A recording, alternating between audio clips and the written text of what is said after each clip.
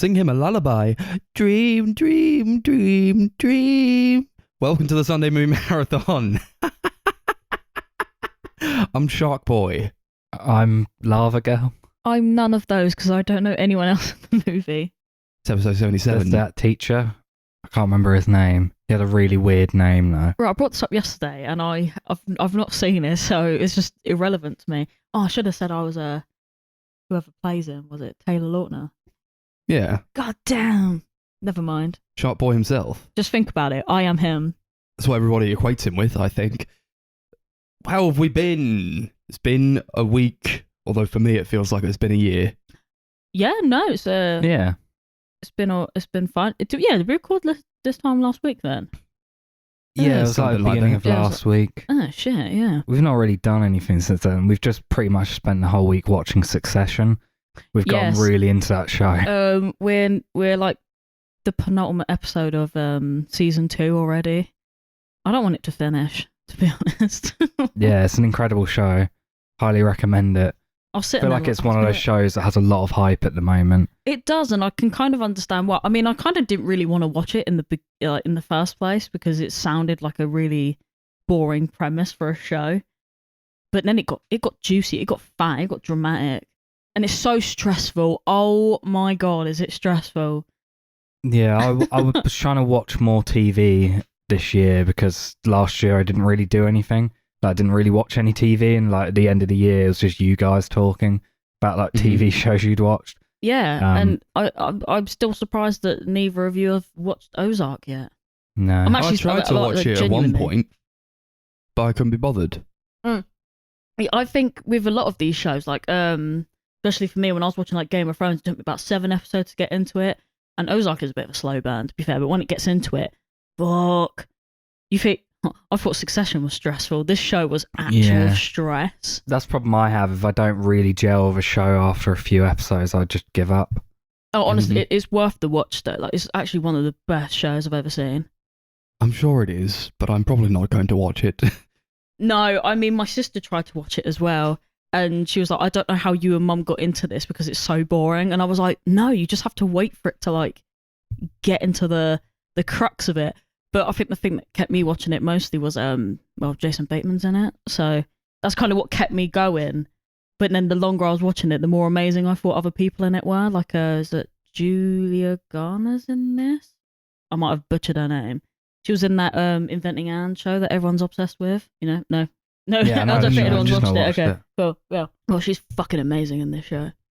What did you think of the last batch of episodes? 'Cause it seems like it's a very controversial topic at the moment. It is, because the first 8 episodes are absolutely amazing, and then it kind of starts to pedal down a little bit. So I don't know why Netflix or America or whoever the fuck like distributes the stuff splits the last season into 2. I hate it. I don't like when they do it. But the first half was really good, and then the first episode of the second half was so tense. And then after that, it just kind of dawdled down a little bit. It got a little bit shit. But the last episode, I actually thought last episode was good. And I'm going to get a lot of backlash for that because everyone seems to hate it. Even my own mum, she texted me and went, oh, it's so rubbish. What the hell? Blah, blah, blah. And obviously we'd spoil it for because we'd talk about it. But I'm not going to give any spoilers out for it. But I thought it ended in the most Ozark way that it could end. I think it's fitting. I think it makes sense to the climate of, I don't know, families within certain powers and how they can exploit power and get away with stuff, basically. I just think it was a good ending, but no one else will agree with me. Yeah, maybe I would, but I don't watch the show. So at least you enjoyed it, though. Like, Yeah, at least you got that from it. I know this isn't a You won. you know? discussion for open dialogue or anything. It's just me sprouting out to the world that I didn't hate the ending. I didn't particularly enjoy the ending because it wasn't satisfying in any way, but I think that's how it was meant to end. You think it's going to be one of those things where like more time passes and like you start to resent it a bit more?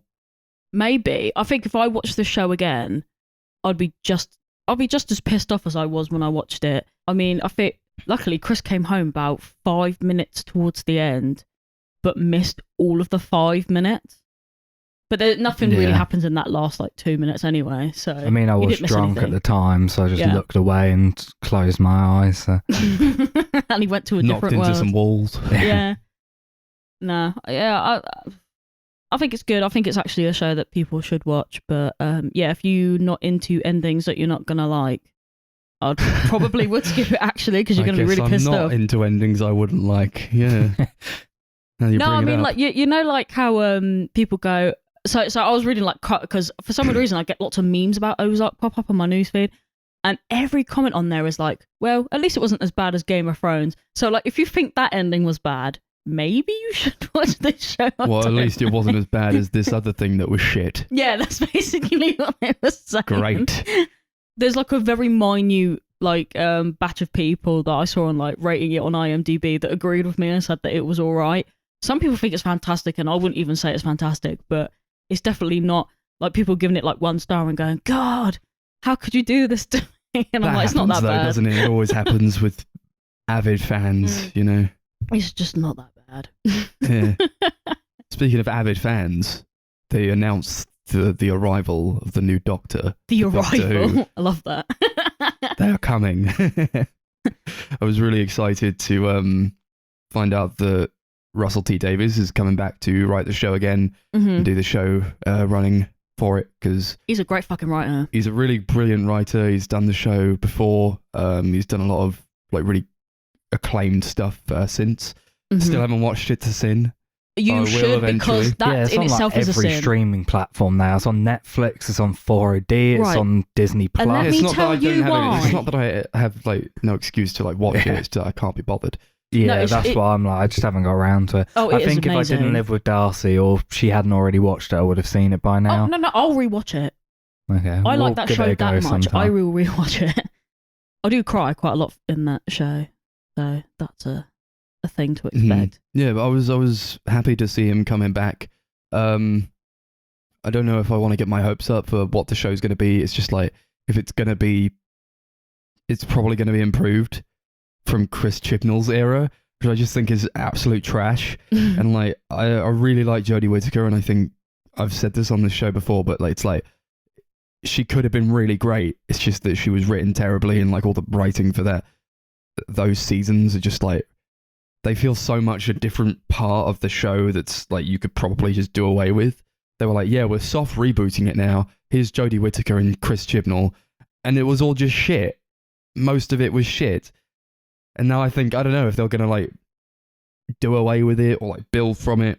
So they did a few things in that run where it was like, maybe you shouldn't have done that. Or like they made like the Doctor the most important person in the universe ever. Like, I don't know if you should have done that.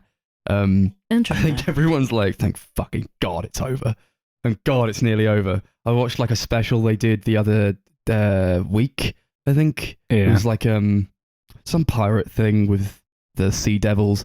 It was trash. It was really boring and bad. What are they thinking? They're just like, I don't know what I want from this team anymore. I feel like they don't even understand that they're not doing a good job. It's quite sad to see. But their reign is over, and now we're getting Russell T Davies back with a new Doctor who was announced yesterday, a couple of days ago. I don't know. Yeah. As we're speaking, who's the guy? You're gonna try to pronounce his name. Chuti Gatwa. Yeah, I'll be honest. I don't know if the N is meant to be pronounced or not, but Yeah. I don't know. yeah, but yeah, Try he my was best. he was in Sex Education, and a lot of people really like him. Mhm. But yeah, it's quite divided on whether people like him or whether people are like, oh, what a woke generation we live in. Yeah. So yeah, people either really excited or they're like, I'm never watching this show again. Why? Why? Because he's black. Because he's black and gay. Thank He's you. black Sorry, you and said gay. it for me. Right. Yeah, no, like, that is literally, most of the comments are like, oh, well, again, there's only like some positivity there where it's like, well, at least it's not a woman anymore. And it's like, oh, but he's black. Yeah, oh, that's but the he's wrong gay. battle Ugh. to pick. The fact that the Doctor is at the moment a woman does nothing to harm the show in any way. It's the bad writing, you know. Jodie Whittaker could be great. It's a shame that she wasn't given enough. You know, I think I'm hopeful. I think for it's just the this material, new- isn't it? Yeah, it's the material, and I mean, I'm hopeful for.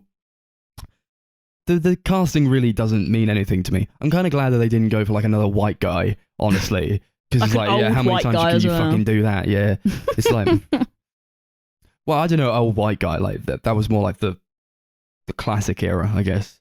Only old white guy they've got so far was like Peter Capaldi. Yeah, that's the kind of age range that I was actually talking about. Weirdly is my favorite Doctor, but I think he did a really great job with that, and I think that they're probably going to do pretty well with the next run because I do have that trust in Russell T Davies. As far as the casting goes, I mean, I don't know. I don't know anything about the guy. I don't know. I hope he does well, but we'll see. No, I mean, I've only seen him in that one thing, and he's pretty good in it, so I don't know. But have they like announced anything else? Is the same assistant staying on? Like, how does this all work? Because I know nothing about the last 5 years of Doctor Who. To be I guess we'll honest. see. We don't know. We just know that like he's been cast. Oh, I guess. okay, cool. It was very unceremonious as well. It, With all the rest it of them, is. they've It's done, just like, oh, okay. Little teaser trailers. Jodie Whittaker had like this thing where like she had like a trailer for her iteration where like she was walking through the forest or something. I was like, whoa, it's the new Doctor. And then like Peter Capaldi had that like big it was like a show that like welcomed him on, and it was like, here's the new Doctor, and he like came through like a door and it was like, it's me, and everyone was like, oh fuck, it's him. And like even like Matt Smith had like an interview thing done, but there was like nothing Yeah, I remember when they announced it was on like the BBC Evening News. They made like a huge deal about how they were going to announce it at that time. I have a feeling it's because he's only been in like things that probably not many people have heard of or watched, if that makes sense. Like people are going to be like, who the fuck is he? Because so many comments were like, who the fuck is this? Yeah. But they that's weren't kind of a good thing. Yeah, but they weren't Yeah. like old women who were like, ooh, bit of eye candy back again. And I'm like, what the fuck? I loved it. All the comments were just like, Yeah. Yeah, it was like, despairing. David Tennant and Matt Smith were both like, obviously they'd been in stuff, but they'd not really been in anything like big in the public eye before. I think Matt Smith was more on like theatre. He had like a theatre Yeah, background. I think it was the same with David Tennant, to be fair. It was like theatre and like some TV and stuff. To be fair, that man, unparalleled, mate. I fucking love him. Who? Which one? David Tennant. Yeah, he was great. Saying that, Yeah. I liked when Eccleston was in it. Yeah, he was also good. Those were the only 2 seasons I watched, was when Tennant was in it and Eccleston. I didn't watch anything after that because I hate Matt Smith. As you all know, as the podcast all Yeah. know, not Shame. a fan. I really liked Matt Smith. I really like him as an actor, and I really liked his iteration of the Doctor. I could see why he does kind of suit it. I'm not gonna lie, Yeah. but I just can't gel with him, man. There's just something about him. Except in I The get Crown, you. that's it. I can't gel with He's good in him. The Crown. I liked him in Last Night in Soho as well. Yeah. Yeah, he was alright in that. He was hellish, and that was okay. That was kind of the point. Yeah, that's what I mean. Yeah, It kind of I works. think. Are you guys going to watch the show then? When it stops being shit and goes back to Russell T Davies? I don't really want to because I don't like the show, but Yeah, I'm willing it's like not really your kind of thing, I guess. I'm willing to give it a watch because I kind of want to support the guy. Mm-hmm. You know, solidarity and whatever. I might give it a go, and if I don't like the show, it will just be because of the lame plots and stuff. Do you know what I mean? I can't gel with that There's show. a lot of really. lame plots in that show, Yeah. I'll tell you. Yeah, I'll give it a go because I know Chris said he wanted to watch it. Yeah, I so will. do you know what? I'll watch it, but I won't enjoy it probably. I think And then we'll come Yeah. back when we finished it. I was always saying like, fuck this show. I don't want to watch it anymore. It's boring and I hate it because like the Chris Chibnall's run is just so abysmal. And I just kept watching it. I don't know. I guess I'm just gonna keep watching it. How long's it normally on for? Because I feel like it goes on for ages. What do you mean? Like in terms of... in a season, because obviously they do it by week, don't they? And I feel like it goes on for absolutely months and months. They do like a season, I think, they're around 10 episodes and they do it like weekly. And it comes out maybe once a year or maybe once every 2 years. No, okay. But they do sometimes do specials, so maybe that's why it feels maybe, longer yeah. than it is. Yeah, it just feels like it. Well, when I was watching it back in the day, but then I was a lot younger, so like time is completely different in that aspect. Like, I just felt like it went on for like 7 months. Like, no joke. I was Yeah. like, when is this finishing? I don't know. Yeah, Maybe it'll be different now. I'm interested to see how they end Whittaker's run. Sorry. I was wondering that. Is she pregnant? Or am I just... Or did I make that up? I don't I know. don't know. Oh, okay. No, I thought I saw something on it. You know, like one of those like fronts of magazines, and I was like, oh, I wonder how they're gonna like write her out. It was like Chris Chibnall was leaving, so like she wanted to leave with him, I think. I Which would is a like- shame. I would like how but she would have been under Russell. To be fair, I wonder if She she would would have have been like amazing. been better or like whether. she would have been great. She's a really great actor. I like her in like so much, but just not this. I don't think I've seen her Yeah. in anything. Well, you should watch Broadchurch. Tell you that. Watch all the other stuff that she's been really good in. Yeah, I've She was heard in like an episode of Broadchurch is Black really Mirror, I great. think. I think okay, maybe. They ended like that last episode with the Sea Devils like really fucking weirdly. I don't know. It's like it feels like they're building to like some kind of relationship between the Doctor and her partner again, which I don't normally like. And it's just like it's so forced in. I feel like they're gonna like do that, have them like kiss once, and then like Jodie Whittaker's gonna leave forever, and then there'll be this new guy. Who was her partner anyway? It's Mandeep Gill, Yasmin Khan, in the show, and John Bishop. Also. I forgot John Bishop was in this because He's a- isn't he They in? always have to have like an old white guy Yeah. with Jodie Whittaker now, and I don't know why. They had Bradley Walsh at one point, didn't they? Yeah. I like Bradley Walsh. I don't know about as an actor, but what was that other show that he was? Torchwood, was it? With was it John Bishop that was in That That's was John Barrowman. No, John Bishop is Who the fuck John is John Bishop is a Bear comedian. with He's me. like a stand-up comedian. Yeah. The, Oh no, I know who you're talking about now. He's the one with the brown hair. it's Yeah, like sorry. the first part Sorry. of it, like Whittaker's run. It's like the TARDIS was too crowded, and like they had like 3 people, and they didn't need 3 people, and one of them was Bradley Walsh, and he was like the best part. And then like they had just the Doctor and Jodie Whittaker and Mandeep Gill. I think I would have just been fine with them just doing it. But then they were like, no, John Bishop has to be here too. He has nothing to do with anything. He's just like, they find him and they're like, I guess you can come be with us. And now he's there. I don't know. I'm interested to see how they end it, but I don't think it's going to be any good. So I'm just holding out hope for the next run. I'm excited Yeah. to see where it goes. I will give it a watch because I really loved the old, like, when it first came on, when it was Yeah. Russell T Davies. I loved that run. It's like really nostalgic for me still. Like, I think I've like binged through it all a couple of times since then and just had a great time. There's a lot of really bad episodes, but a lot It's of a very it's really corny great. show, you know. I don't know, yeah, Yeah. I kind of trust him. Sometimes like some of the writing in like those earlier seasons, like so insane, such incredible writing. Yeah. I just hope that he brings it back. And then you get stuff like that Absorbaloff episode, Yeah. which is like absolutely shit. You The do what? get The Absorbaloff. Peter Kay dressed up as like a fucking just Oh, I know, weird yeah, I know what blobby you're talking alien about guy now. running around fucking Bristol or some shit. It was weird. That was a weird episode, but it stands Oh, yeah. out. You do remember it. Yeah, it's At very least I can say memorable. that. Yeah, but I guess I don't know. I think it's one of those shows though. I feel like you can I don't know. You can get away with that kind of thing because it's just so dumb. Yeah. This is not going to stand up. Yeah. Doctor Who, no longer poo. We'll see. Well, hey. Did you guys want to talk about that other show you watched? Heartstopper. Yeah. Yes. I'll let you introduce it because obviously you've read the graphic novels it's based on. My time to nerd show. Sorry, I was. Plus, you just spilled her tea all over my house. It's coffee. Yeah. So this, Netflix recently came out with a show. Following these graphic. Well, they're kind of like graphic novels, but they're kind of coming of age books by Alice Oseman, and it's about these 2 boys that meet in school, and one of them is gay and one of them is questioning whether he is somewhere gay, and it's so wholesome. I love it. The books are great. The books are so much fun. I love this show. The show's great. The show kind of follows the first 2 books, but they're thinking of making like 3 seasons, so I don't know whether they're gonna like do the next book in the next season and like follow it. I have no idea, but Yeah, well, it's the writer of the graphic novels wrote the show and created it as well. oh, okay, so she knows what she's doing. Yeah. I love the casting for this.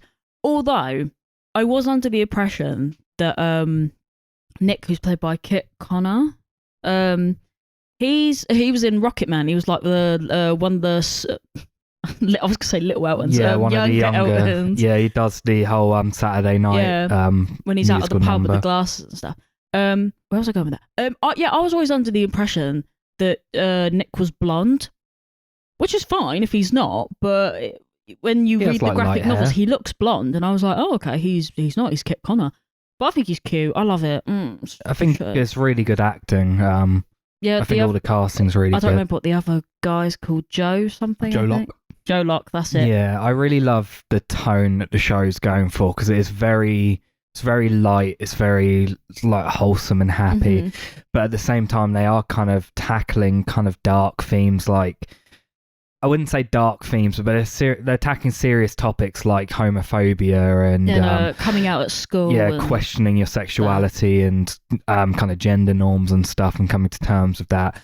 And I think the way they tackle it, it feels very, very realistic, but it never becomes melodramatic. Yeah, it feels kind of natural, doesn't it? It feels very natural, yeah. And that's something I really loved Especially about it. with, they've got a trans actress playing Ellie, I think it is.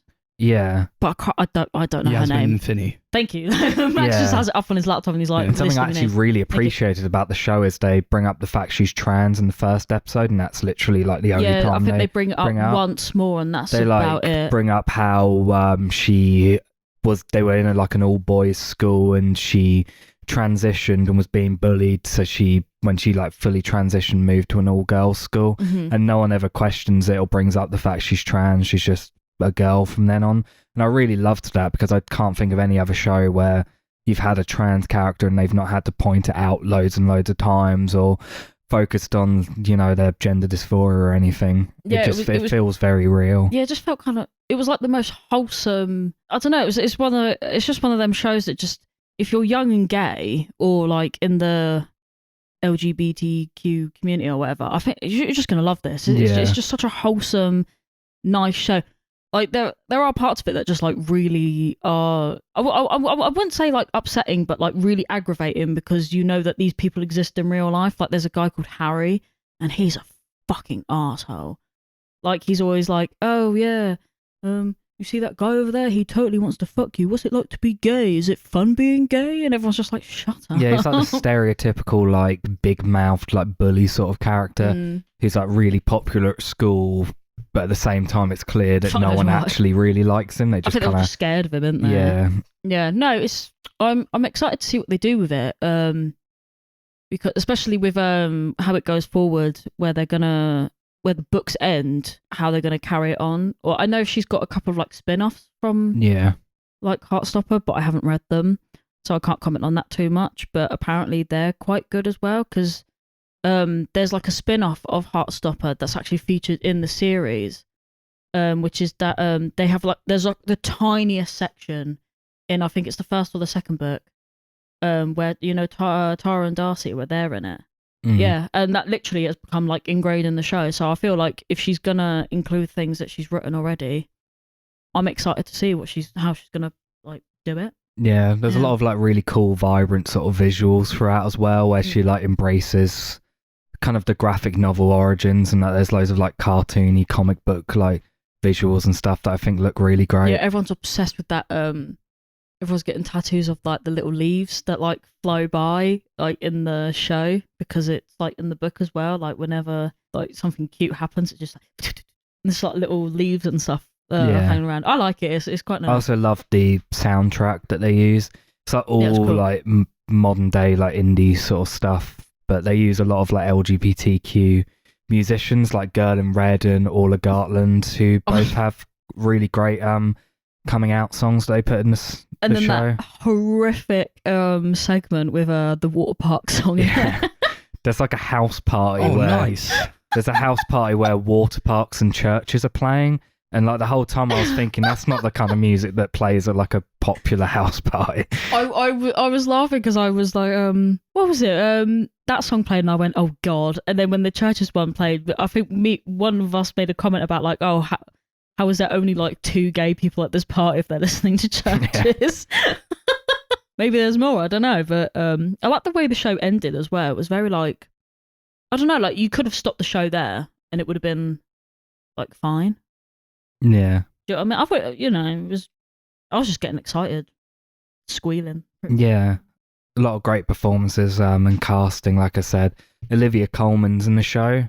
She's not actually in it that much, but she is really great in it. Yeah, she has like a 4 scene scenes. right at the end of the show, which is like really, really emotional, and I think she plays it so perfectly well. Yeah, apparently they actually had to do that scene like loads of times because they just kept crying. Yeah, it works. Which is quite sweet, yeah. I know there's quite a lot of controversy surrounding the main 2 boys at the moment because nothing that they've done, but like I think Joe Locke is openly gay, but Kit Connor's kind of like, I'm just doing me, whatever. But loads of people are like proper getting on them about like their sexuality and like, I feel like they're trying to force like this image of what they've played in the show on their like personal lives, and they're all like, "What do you mean you're not gay?" And he's like, "I'm just living life." Like, and I feel like it's what it's about quite that sad. guy that you played in the show? Yeah, why are you not gay? And it's like he doesn't. Do you know what I mean? I think it's just a weird thing that I'm reading up on all these things where like people are like bullying them essentially, and it's really weird. Yeah, It's a lot of weird. people feel like entitled to like actors' personal lives because they've seen them in like good shows. Yeah, If they played like the character really well, then I guess they might associate them with that character more so than just being their own person. I think it's just a bit fucked up personally. Yeah. Like it's none of our business, you know what I mean? But yeah, I really like the show. It's very amazing. easy to watch. It's like quite a short show. I think we watched it in like 2 days. Yeah, Yeah. it's just like the episode's very fast. It's never like really slow moments. Just very sweet, fun sort of stuff. It's not something I'd recommend to everyone. If you like your drama a bit more dark and serious, it's probably not for you. But if you just like something light and happy and sweet, then Oh, I love it. there's not much more to it than that. It's I not want a to be super punched in deep the show. face by my drama. Yeah. I want to be pummeled into the ground. Yeah, we're a rec room for a dream kind of people. I want to be exhausted when I watch a drama. Yeah, we want to be like ready to fly out the window. Yeah, I mean more if you if you go for a show and you want to like have this deep emotional connection and go through a lot and like really feel something from it, then you're not really going to get that from this show. It's not a super deep show. It's quite simple, but No. that's kind of done by design, and I think it works well as it is. Yeah, it's kind of take it at face value. Lovely. What the That's that then. Okay. We watched a movie. It's a movie that we should have gotten last year, but we're only getting now. Thank you very much. distribution. Thanks, whoever distributed this guy. Yeah. AB Svensk Filmindustri. Well, I think it's one that's only Beautiful. really just gotten a wide release across the world. I think even in like places like America, it mostly just got like festival runs last year. Yeah, I've seen it all like, every poster's like showing at this festival and I'm just like, oh, okay. Yeah, I think in Fair the enough. UK it showed at the BFI London Film Festival last year. Yeah. Yeah. But we got it now. It's called The Worst Person in the World. Was directed by Joachim Trier, who is a Danish-Norwegian film director. And A distant relative to Lars von Trier. is he indeed? I thought he might be, yeah. This is not like a Lars von Trier movie.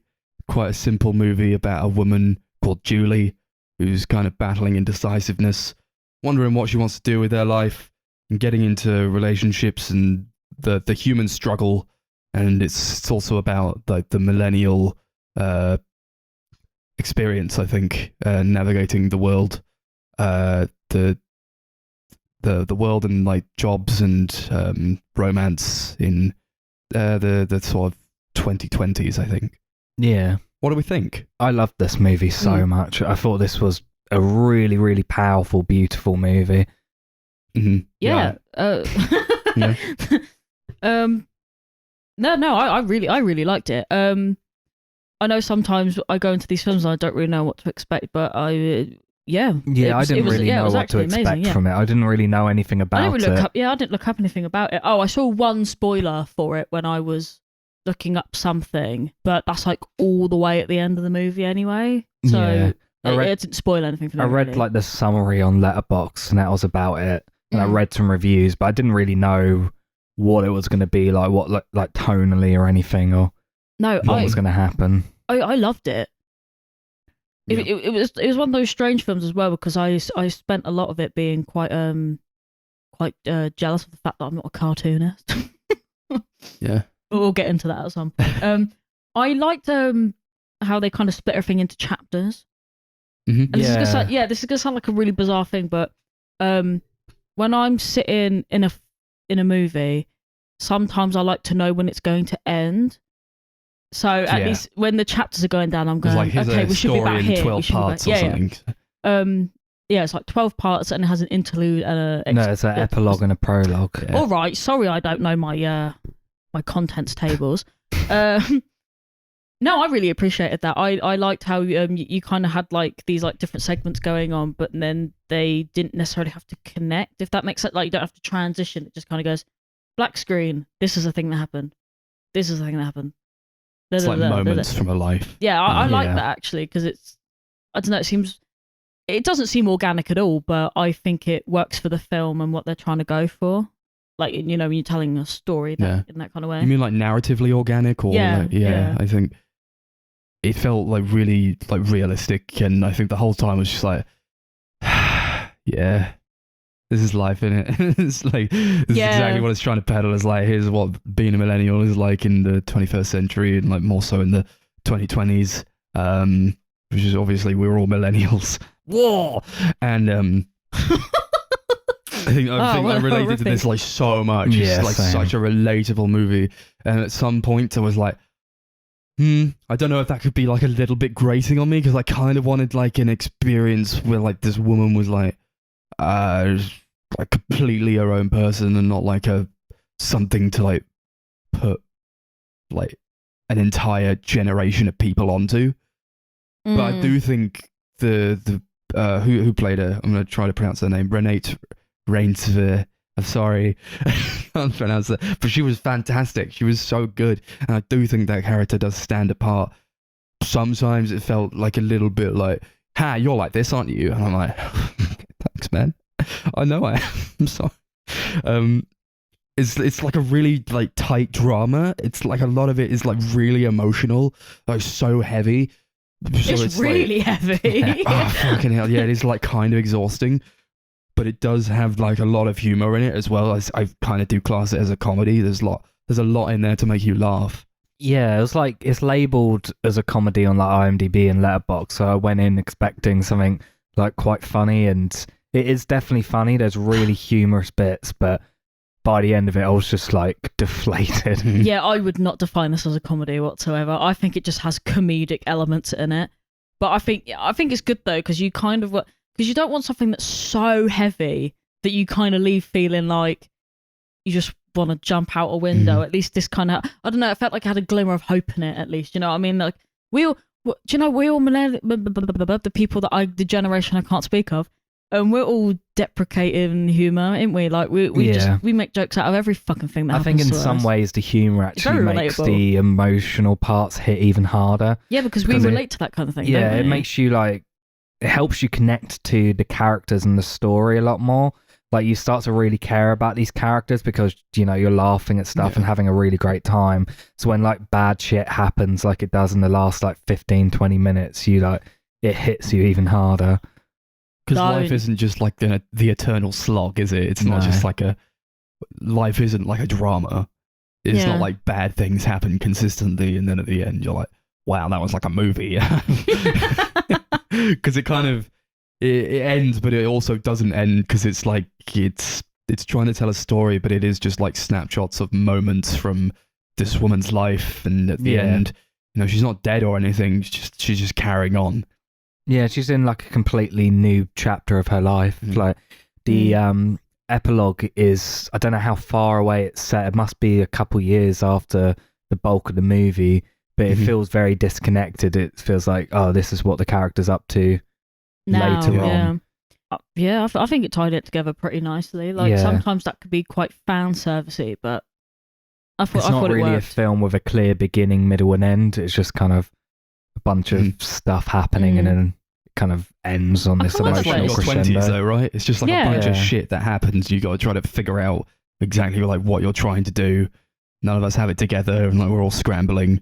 She's like, at the beginning of the movie, she's like telling her mother, like, I'm gonna do this. I'm gonna be a photographer, or I'm gonna be a biologist, and I'm gonna do this and this and this. I'm gonna go to school and do all these things. It's like, yeah, who of us haven't like thought about like what we want to do and just like changed it over and over and over again? I had to laugh because it was kind of, it was one of those you're watching it and you go, yeah, that's relatable, isn't it? Like, And then at the end, like she gets out of school and she just works at a bookshop, and it's like, yeah, exactly. That's just like what.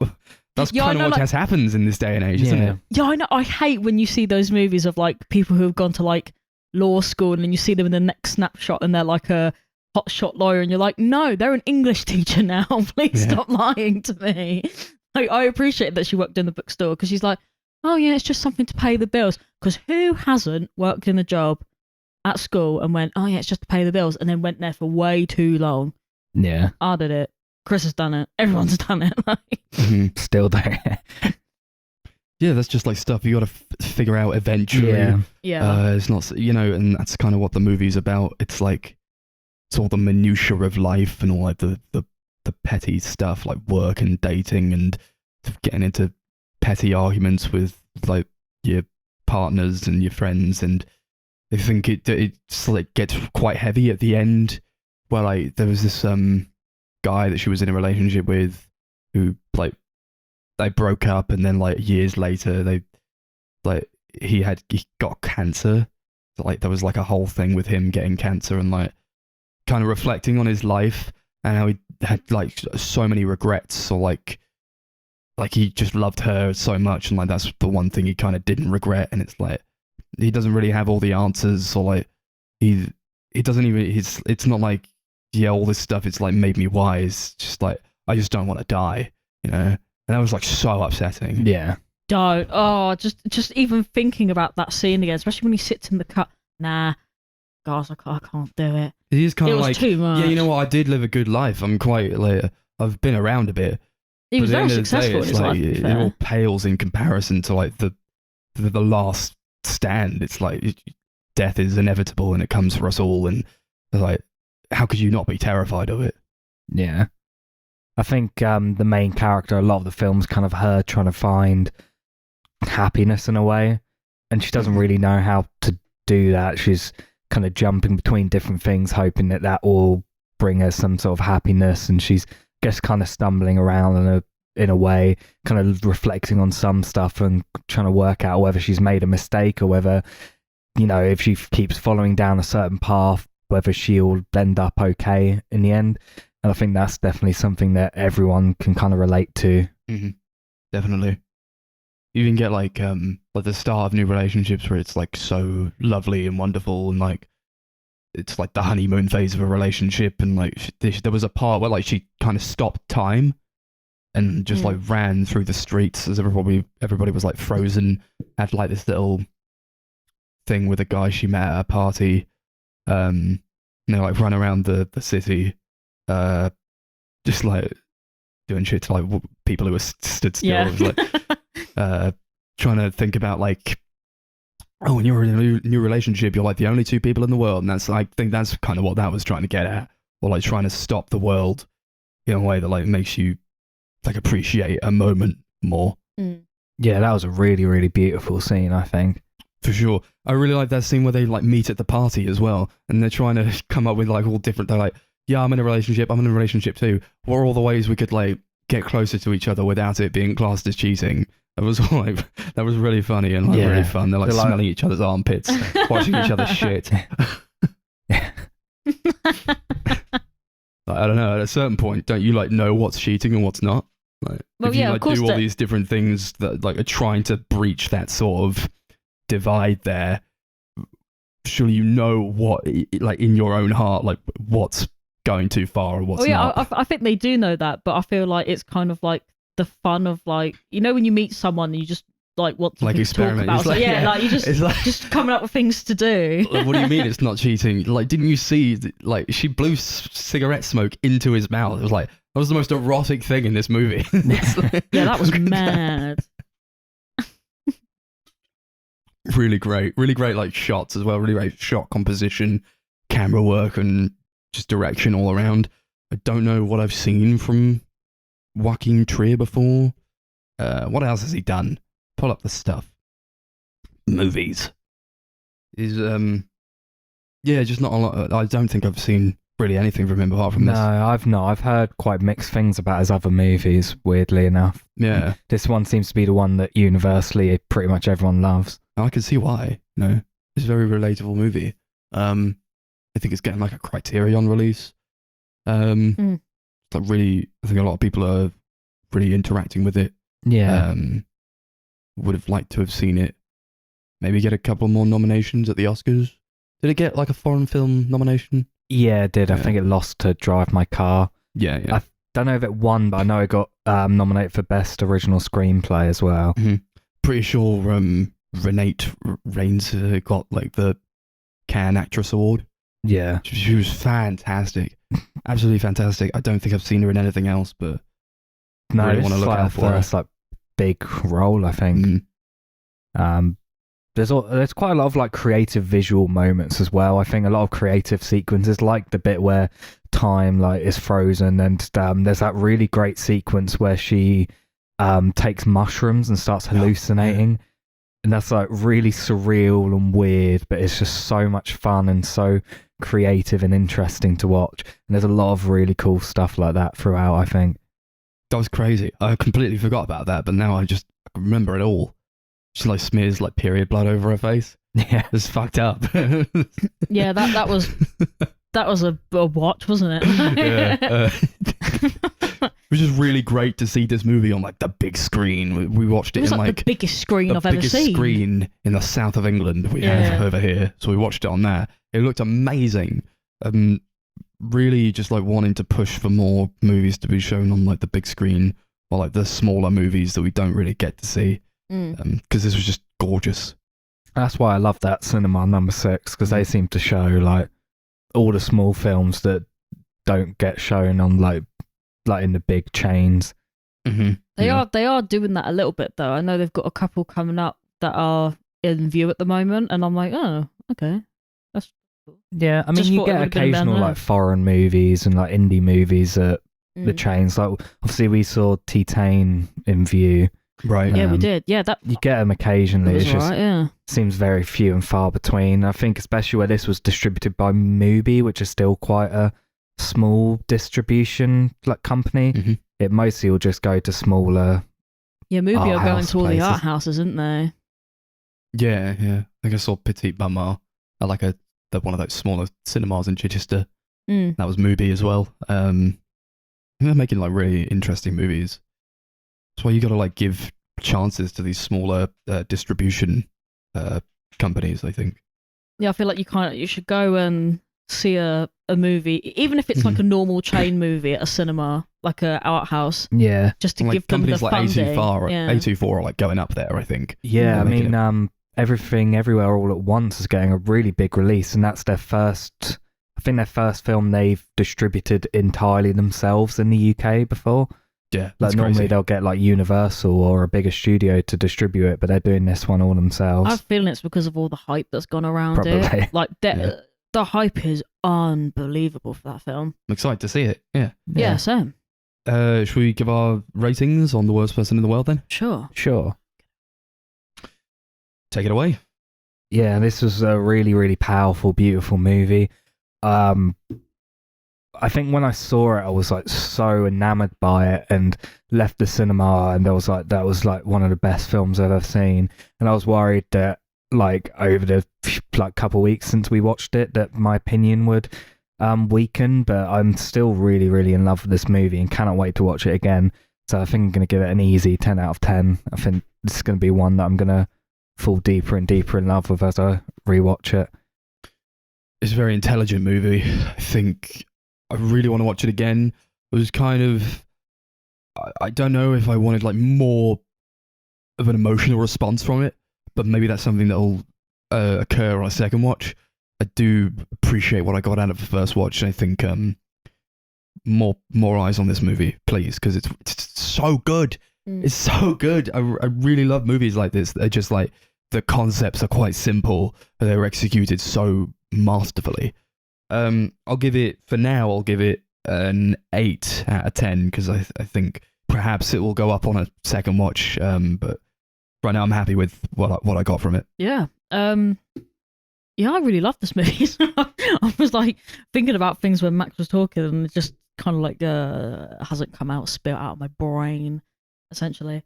Yeah, I remember talking to Chris about this when we left, and he was like, "Oh, I spent quite a lot of it trying not to cry," and I was like, "Oh my god, so did I." But I was quite lucky that I got away from that because that place was packed, man. I don't think I would have survived crying in front of these hipster people that were sitting in the front. There was a lot of people. I could hear a lot of people crying. So yeah, there was a lot of like visceral reactions. But I really like this film. I will watch it again. So I'll give it a 9 out of 10. Sorry, I've forgotten what you rated it out of. Nothing. We didn't rate it out of 9 out of 10. Oh, Yeah. sorry. Cool. Now we're going on to now we got the crux of the episode. What the best series of movies we've ever watched? Yes.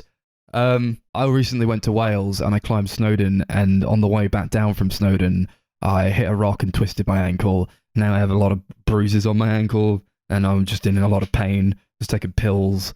And that night, like, we went to like the Weatherspoon.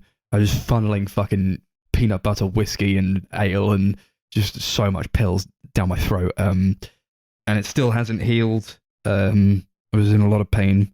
And quite a bit of pain when we watched the Spy Kids movies. Yes, is this Max's so maybe that way will of... contribute to it. Yeah, I was going to say, is this his way I was of... about to say that was still less painful than watching this trilogy. I was waiting for him to transition to, I'm in physical and mental pain from this.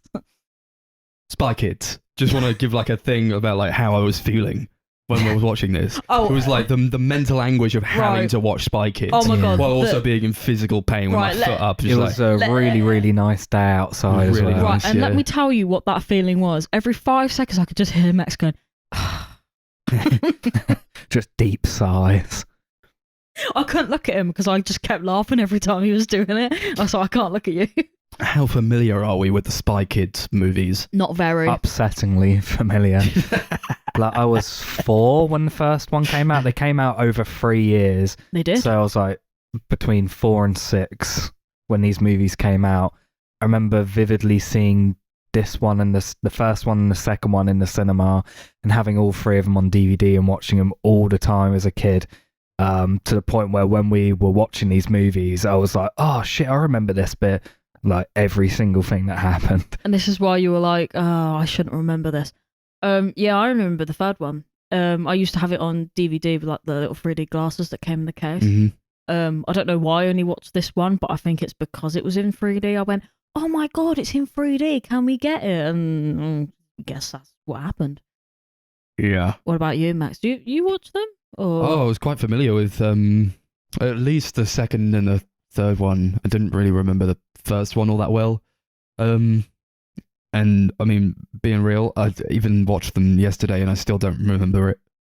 Really. I just don't. I don't know. Like, I was genuinely disappointed with these movies and I don't know why. This fucking Spy Kids. Yeah, but you said you Rodriguez. You said you wanted to enjoy it. I did want to enjoy it. I wanted to get like a little bit of nostalgia for my childhood of these movies that kind of they were a part of that childhood. And I think like I don't know. I just wanted something. I wanted something, but I didn't want it to be like this disappointing slog of a fucking marathon that went on forever and just like none of it hit home at all. It was so dull. It was so dull and boring, and it looks disgusting. The fucking direction is horrible. I hate Robert Rodriguez's direction. All of his movies, I don't like any of his movies. I think he sucks. He's like making movies in his fucking back garden now. I don't like the guy. It's annoying. It's like the most ugly movies that look so expensive. But they're not. Yeah, they all kind of they're all around 35 million. Yeah, that's one of the reasons why he's had such a long lasting career is because he's always made films on a really small budget, basically doing everything himself. Like think his very first film, El Mariachi, which I've not actually seen, but I've heard it's quite good. He literally did everything by himself except for acting it. It does show that he does everything himself, and that's not exactly a compliment. I mean, I respect it because this man's actually gone out of his way to make a film. But I respect him, but I don't think he's a very good director. Not even that I think he's a terrible director. I think he's a competent one. I just don't think the films he makes are good. I think if he had like a good source material, like a good script to work off, he could do a good job. Like I liked From Dusk Till Dawn. Maybe his films aren't competent, but maybe he is. He's just not willing to put in the money to make his films better. Maybe he's just not a good writer. Or maybe he's not a good writer. I don't know. I don't know. If he were making movies or like shows for CBBS, he'd be a genius, right? Yeah, I think it's entertaining enough if you're 6. Well, it probably was. Like I liked these movies when I was a kid. Yeah, I don't remember how old I was when I saw this. The third one. But I watched it like a million times. Introduce the first one. Thinking that. So the first one is called Spy Kids. As I said, directed by Robert Rodriguez from the year 2001.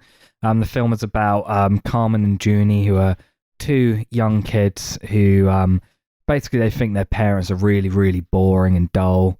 But secretly, their parents, Gregorio and Ingrid, are actually top secret agents who gave up being spies to settle down and have a family. They go on a mission to save a bunch of these secret agents who have been kidnapped by this evil guy called Fegan Floop, who has a kids' TV show which Carmen loves. And when they go Junie? On this... Yeah, that's the one. Junie loves. And when they go on this mission to find them, they go missing. So Carmen and Junie have to basically become spies themselves to save their parents. There's a whole twisted plot where loads of shit's going down. This is bullshit. I don't like this movie. This is so annoying. Like, fucking hell, so much kiddie humor. Like, yeah, I probably was fine when I was a kid. Because it's so filled with, like, just juvenile, childish humor. Everybody, I know, they think this is so cool. They think this movie is awesome. When they're making it, they're like, oh, fucking look at those fucking floop guys, the fucking monsters that they're making the people dress up like fucking weird deformed Teletubbies. Yeah, they look disgusting. Everything looks awful. The fucking thumbs look disgusting. I mean, they do. Though, I mean, they're iconic. Those thumbs, like you remember them. Aren't they iconic for like just being horrific? Yeah. That's what I remember like because they look terrifying. Horrible. I remember being terrified of them as a kid as well. I'm terrified of them now. Yeah. Like no, I'll give it that then. there was like a part where like you know the parents are like about to get into this car or whatever, and they do that thing where the door flies open. I said that's not as cool as it seems, and I just see Max writing, "They think this is so cool," and I was just like, that is so true. Like. You can open a door in real life. It's not that impressive. It's not as cool as it looks. I think everything looks like really synthetic and disgusting. So much green screen usage. So many like weird, disgusting looking sets. I don't know. It's like I don't know. It's like when you get to like Floop's castle, it looks horrible. It's like all round and like scraggly, just like rounded bulbous walls to it. It's like they gave like 10 people free reign to design their own TARDIS interior, and they meshed it into one castle. Yeah. And they were like, "Here's how it looks." Like, what? Yeah, it's really like it feels random. Like it feels like 10 different places just in one big building. It's just really bizarre. Because it's like you almost don't know whether they're in the castle anymore or if they're somewhere else. It's so strange. I think a lot of the film has this very striking look in like the set designs and the creatures that are called Floop's Fooglies or something. Yeah, Fooglies. Yeah, whatever that means. Like they look very distinctive. You can tell it was made by someone who has this very distinct vision of what he wants the film to look like. And on the one hand, I do kind of respect it for that. I do respect that it really does go for it. But at the same time, it looks so ugly. It's very, very memorable. I Yeah. can't think of anything that looks quite like this. But at the same time, Nothing else maybe wants to there's look a like reason this. for that. Yeah, I can't tell what the color palette was meant to be. Like Everything. sometimes it's like muted and kind of like green, like yellowy grossness, and then sometimes it's just Yeah. like every color everywhere. All A at the lot same of the film time. is so orange, it looks like it was shot on the sun. Yeah, no, but I think I was thinking about this, right? So when it opens, I was like, why is everyone so bloody orange? Why is the Yeah. background so I orange? was like watching Do the Right Thing or something. It was just so like It bright. was just weird. And like, are they right? And I don't think I asked it when we were watching it, but are they in Spain? Are they in America? Where is this place? They're in America. Yeah. Oh, because like just a lot of people happen to just be Spanish, and no, you know, Spanish people in America, but it was confusing. I'm like 'Cause that's Mexico. like- Mexico's in America, right? Yeah. It's just Maybe, like yeah. Robert Rodriguez. He has a habit of doing that because he is American. Yeah. I think he was from Mexico. Mhm. A lot of his early films were entirely set in there. Yeah, like Once Upon a Time in Mexico, Yeah, exactly. which is a film I have not seen, but my mum likes, so it could be good. I mean, that's fine. Like, whatever. I don't care that they're Mexican. No, I don't care about that. It was just I was confused about like where it was kind of. It's fine. It's fine. It sets it apart. Sets it apart from other spy movies. You know, they're trying to make like a James Bond or Mission Impossible for the kids. You know, Yeah. fair cop. That's fine. I guess I liked it when I was a kid. I wouldn't really have a problem with it. But it's like he's still making movies that are like this, like even today. I watched a fucking reel, like a behind the scenes reel for We Could Be Heroes, his newer movie that he made for Netflix. Yeah. It looks the same. It looks like this. It still looks like this. He's Does making it? movies in his back garden. Yeah. It's weird. That one's a sequel to Shark Boy and Lava Girl as well. Mm-hmm. What? When did that come out? Like 2-3 years ago. Yeah. When it was Right. announced, it was like hyped up as being like the big sequel to Shark Boy and Lava Girl, and apparently they're like only in 1 or 2 scenes. Yeah. I don't know about that at all. Most of it's just Pedro Pascal and some kids in Robert Rodriguez's garden. Yeah. I mean, when you say it like that, it sounds creepy, right? Yeah. yeah, but then that's Hollywood, baby. So Just like people dressed up in green screen suits wrestling kids. yeah, like, I fit like some of the weird, like I don't know, some of the more normal parts of it is actually watching, like they have like the bloopers at the end and you can see like all the green screen and stuff, and I'm like, do you know what, this probably would have looked better if you just painted a background rather than like all this Yeah, I think it was CG in and the stuff. third one they had like actual like what it looks like Yeah. bits where there was like kids like on pogo sticks and they weren't actually on pogo sticks, it was just people holding them up. Yeah, I don't know. Mhm. I think some of the CGI in this is just a bit unnecessary. That was annoying in like the third movie where like they had the credit scenes where they're just showing behind the scenes and it's like, yeah, look what we did, guys. Isn't this awesome? It's like, no, it looks lazy. It looks like you just put them in a green screen room and then did everything in post-production. It's lazy. I don't... That is what they did. Like this movie is like 90% green screen. Well, I think all three of them are probably Yeah, I 90% think green this screen, to be one honest. probably the least Mhm. of the trilogy. You can tell there are sets. It's like, Yeah. just making like the most ugly set possible. Yeah, it doesn't look good. I don't know who their set designer was, just needs to be shot. I think out of all of them, this one definitely has the most usage of practical stuff. Yeah. Like the Floops Fooglies, they're like all practical. Yeah. And although I don't think the design of them are good, I think I respect like they actually look like creatures. Yeah. Like they're actually like practically made. Yeah, Like a nightmare. Why would a kid watch that? yeah, I can The show deal is with so creepy. Fluky. Most horrifying shit. What? I don't even know what it's even like. But what is that show even meant to be? He just stands in front of a camera and goes, "These are my don't know. fluglies." Even Like, what's he Gregorio at do? one point it goes, it like calls What it does he like do? really terrifying or Yeah. like satanic or Yeah, something. it's like I'm trying night. to talk Junie down. Like, Junie, this is a fucking weird show. Stop watching it, man. This is nightmare fuel. It's like maybe it's like hypnosis. Maybe they. I don't even know, And man. he like goes into like that the dreamatorium type thing and like fucking talks to Floop and he's like this massive god guy Yeah, he's in the clouds and he's massive. like, you know what your show needs? It needs more kids. And he's like, oh, you're a genius, Junie. I'm glad I'm talking to you in this huge room. I'm a huge guy. Yeah, Thanks little- for your inspiration. Little did he know that Sloop was also Nightcrawler in X-Men 2. Yeah. Yeah, 2 weeks of Alan Cumming. Yeah, I like him. Yeah, he did not He's know. probably the best one here. I would agree. he is I actually think he's good in this movie. He's actually really funny though, but like for all the weirdest reasons. Like I don't think that's down to him though. I actually think it's just down to like Yeah, he's what the really hell is going this for it. film? He's really over the top in it. I think it fits what the character's supposed to be. oh yeah, because he's like a demented show host, isn't he? Like I mean, I don't really understand the character, what his motives are.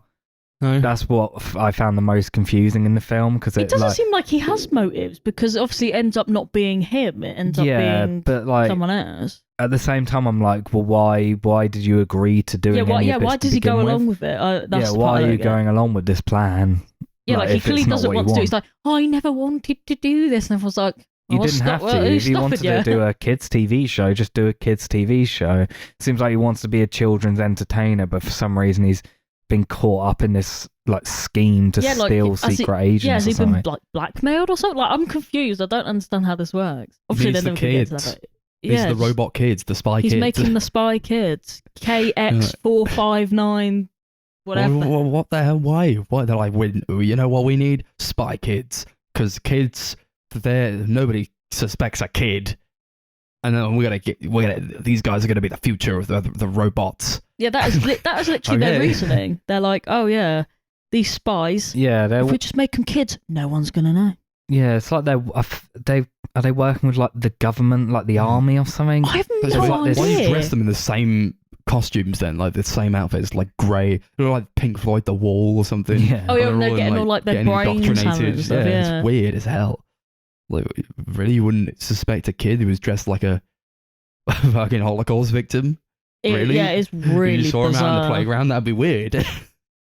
Yeah, and like their eyes like light up and stuff. And it was like if you wanted to make a kid that was Nobody supposed to pass as a yeah. kid, why would their eyes light up? Nobody tries to help Carmen and Junie when they're being beaten up on the playground by the Yeah, robot literally, everyone kids. just no one's. It seems like no one's even there, but they are there. They're Yeah. all playing with each other, and they're just like, "Oh look, There's those that point carbon where copies." he's on the like carousel thing, and the robot's like spinning it like really fast, and then Junie gets off and he's like perfectly fine. He's not dizzy or anything, even though he's been on this like thing going at 1,000 miles per hour for like 5 minutes. Should have rearranged his brain. And then as soon as he gets Isn't off, even like all these sick. kids like start screaming like because they're excited that it's gone this fast, and they run over and get on it.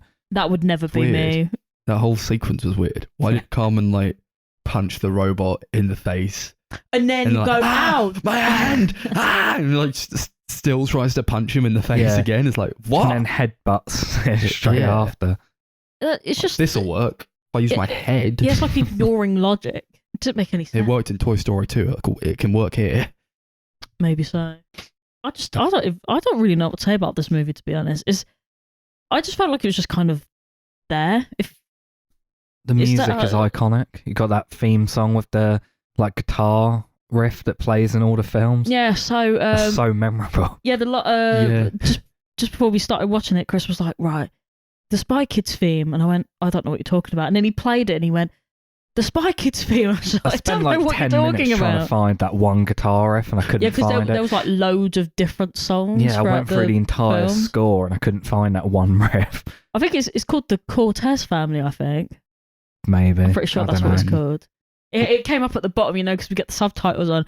Oh, I like that bit also where they're saying their names and then the subtitles just go, do you know what? Their names are too long. I'm not even going to Yeah. bother with this. Let's try to speak Spanish here. No thanks. God, I'm not translating Yeah. Spanish. Fuck The off. subtitles on these DVDs were really bad, by the way. Yeah, I know it's nothing against the film, but for some reason, like Yeah. a lot of them were really out of sync, or Yeah, they were, like, just going wouldn't really actually quickly. say the line that they were saying. They probably couldn't be bothered. Yeah, Yeah, like cuts off bits of the line, like they were saying something and it would just end before it. So like it's not even accurate. Funny how they to like be honest. speak in normal American accent, but as soon as Carmen needs to say her full name, it goes like straight into a Spanish accent. Yeah, she's got to put Oh, that so it's Spanish like- twang on her name. That's weird. Mm. I don't know why you needed to do that. Say it really, really fast. Why did like they? If they were being hunted, like the mum and the dad, if they were being hunted by the other spies and they had to Mhm. get away, why did they not change their name from Cortez? It's like, yeah, I guess we're still the Cortez family. I think the spies just stopped hunting him. Yeah. Seemed like that. Well, I guess we can give up on this now. Yeah, because it just seemed like They flew away. Yeah, they put themselves back into it. Really. Yeah, like they were felt still in contact with the OSS, like the spy organisation. So like they could have easily been found, but just no one did it. Yeah, clearly no one wanted to find them. But for some weird reason, they went, "Oh no, we must be in danger, so we're going to do it." And then they went after him. Which makes no sense. Because how old is Carmen? She's got to be at least 12 They or said something. she was 9. She's 9? Okay. Yeah, she didn't look 9. She definitely looked older. But... So she's 9. So for at least 9 years, no one went, do you know what? We're just going to leave them, I guess. Alexa Vega. Yeah. Yeah, she's definitely at least 13 in these films. Or 12 or something. She's definitely not 9. Junie, I could believe, was 9. Junie was annoying as hell. Such a shit. He's kind of annoying in all these films, to be honest. I think he becomes less annoying as the series goes on, but in this one, he's like really obnoxious. His whole arc is like, I have warts on my fingers. Yeah. I gotta put these colourful plasters on my fingers to cover up my warts. And his whole arc is like, I've conquered my fear. The warts are gone. Like, what? Yeah, because his warts are only growing because he's like scared and has sweaty hands. Yeah.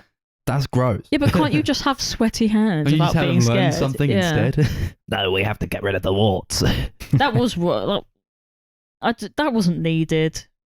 You didn't need to have that. Bit of a nice gross out in the first 2 minutes of the film. It wasn't even 2 minutes. It was like 30 seconds. That intro was really weird, where Ingrid tells that story of like how she got with their dad, because like.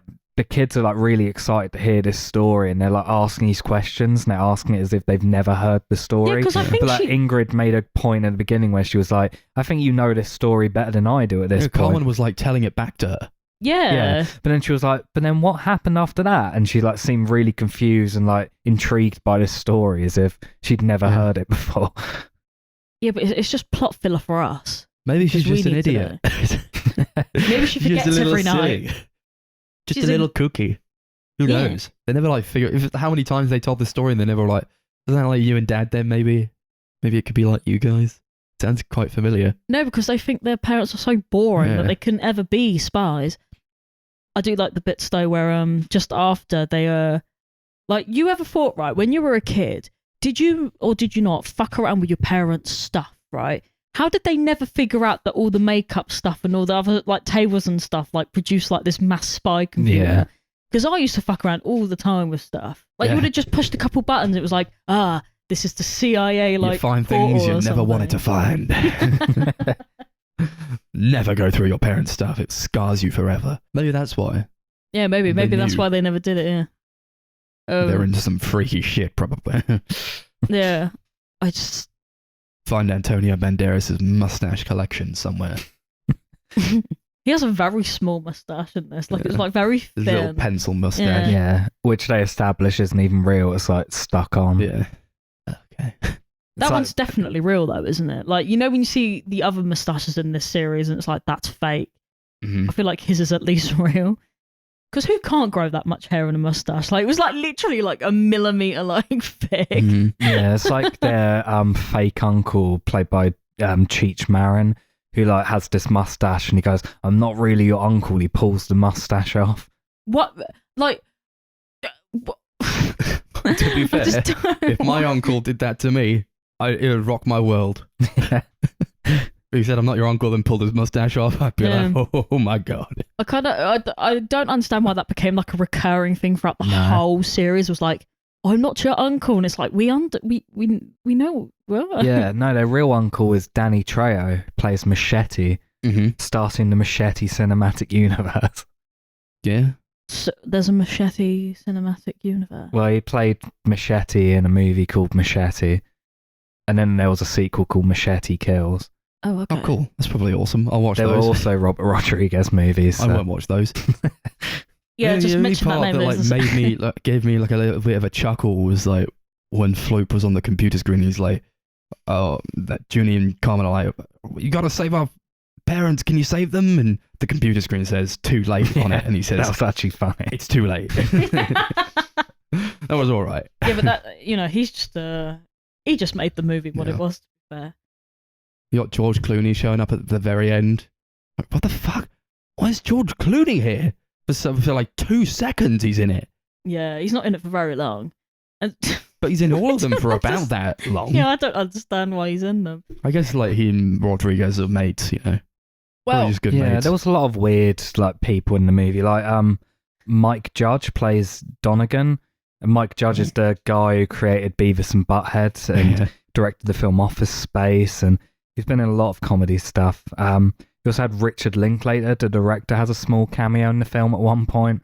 Mhm. Plays like a spy that you see on one scene. well, I Really kind of weird. appreciate George Clooney's kind of transparency. There's like a blooper where he's like, "This is going to end my career."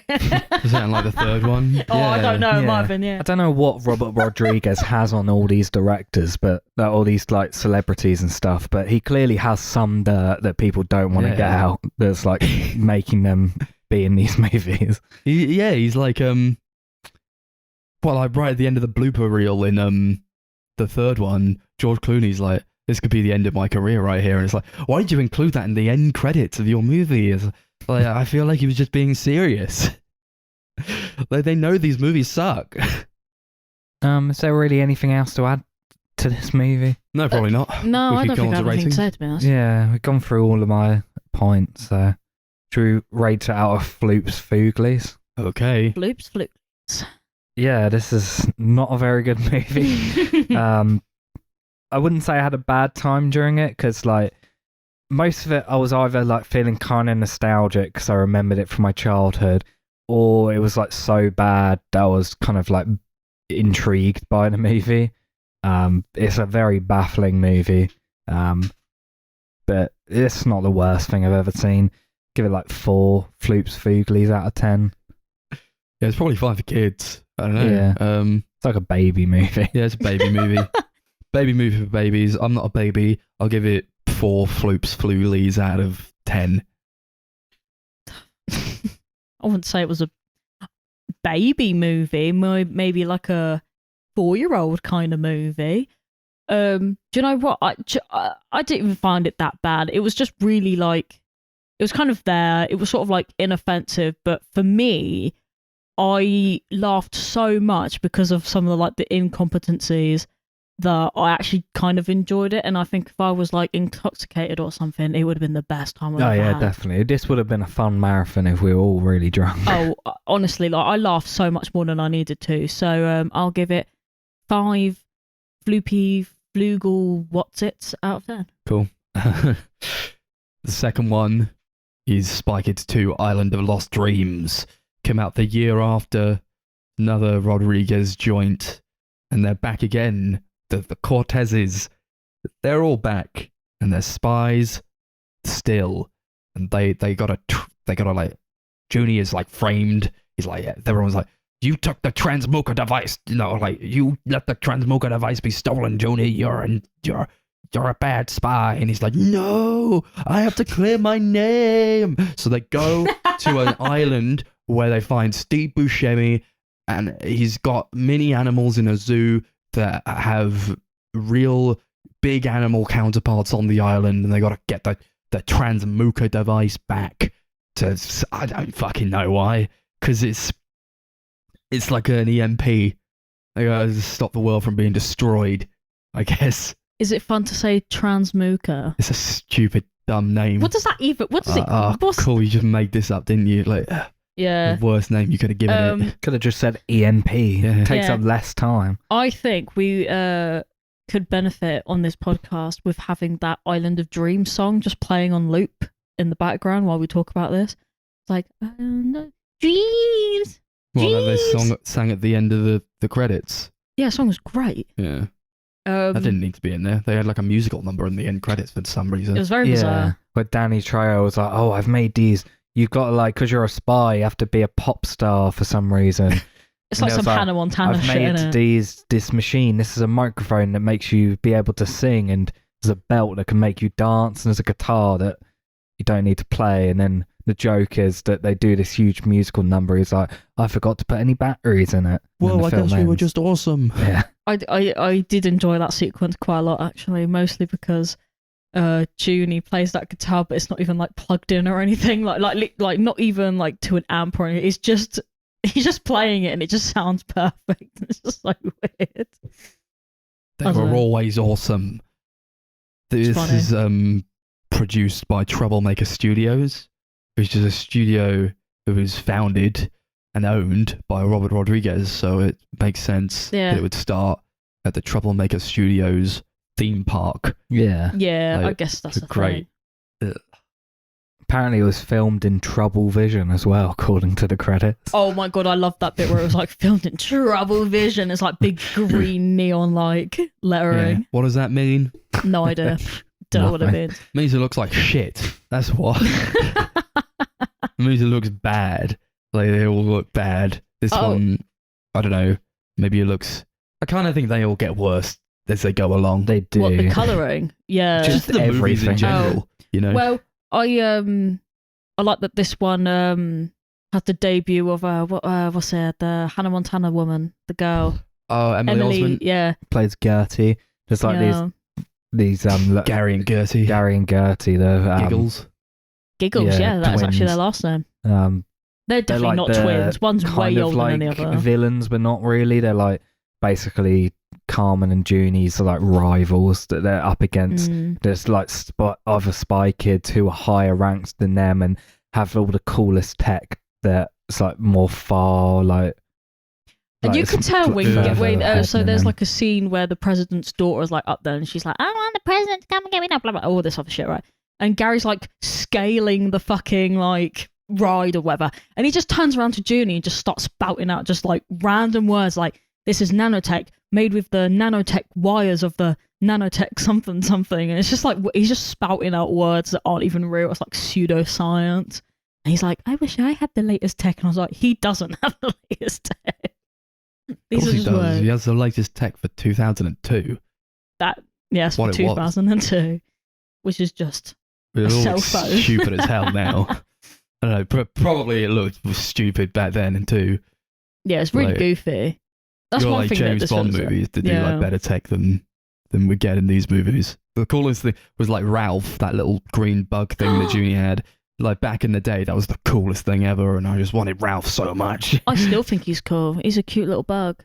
Yeah, Does nothing in the movie, but gets Yeah, yeah. squished. gets squished. Yeah, that was sad. That's the only time in this film I actually felt genuine sadness was when Ralph got squished. Wow. He's cute. He's just a little bug. I'm not They really squished trying to him be for like nothing. covert with him. Ralph, get into the place where Gary's in, and then just Oh, spy yeah. on his conversation. Like, if you're that like troubled about being covert with like your spy stuff, why are you like going on stage at the end of the movie and being like, "And I'm a spy. Here's a song," and then like they've got like a building for the spy kids. Oh, and it literally says like literally says, spy like, kids. On OSS kids Yeah. on it, like because OSS is like the spy organization. It says kids. It's like, why is this in huge yellow letters on Yeah. the side of your building? It's the same in the last one where the building's like shaped to the huge OSS letters. Yeah, I don't yeah, if you wanted to be like the MI5 wouldn't have MI5 written across the building, would it? So stupid. but you know where MI5 is though. You just don't know like what they're doing in there. They're not going to let you in. They don't have like No. MI5 plastered in neon yellow across the Yeah. fucking building. Might make it look cooler, I guess. There was a point where they try to poison all of the guests at this Spy Kids event. They're like, congratulations to the Spy Kids, you are Spy Kids. And like the bad guys are like, I'm gonna poison the champagne so that we can like I don't know, they want to steal the transmuker device. And it's like, this is an event for Spy Kids. Of course kids aren't gonna drink champagne. Yeah, they don't have an so none of the kids alternative drink either. champagne and all the adults go unconscious. I don't know like why they couldn't have just killed them all if they were just going to do all that anyway. And they were like, oh man, I didn't account for all these kids who are still going to be awake when we try to steal this stuff. And also they're like really badass spies who can kick our asses.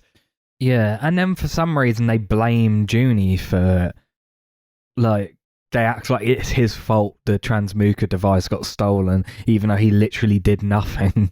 He was just there though, wasn't he? He was just in the middle of the room or something. Yeah. Like he was the last one standing, so they went, "Oh, it must have been Everyone you." stands in Then. a circle around him. They fold their arms like, Junie, Junie, Junie.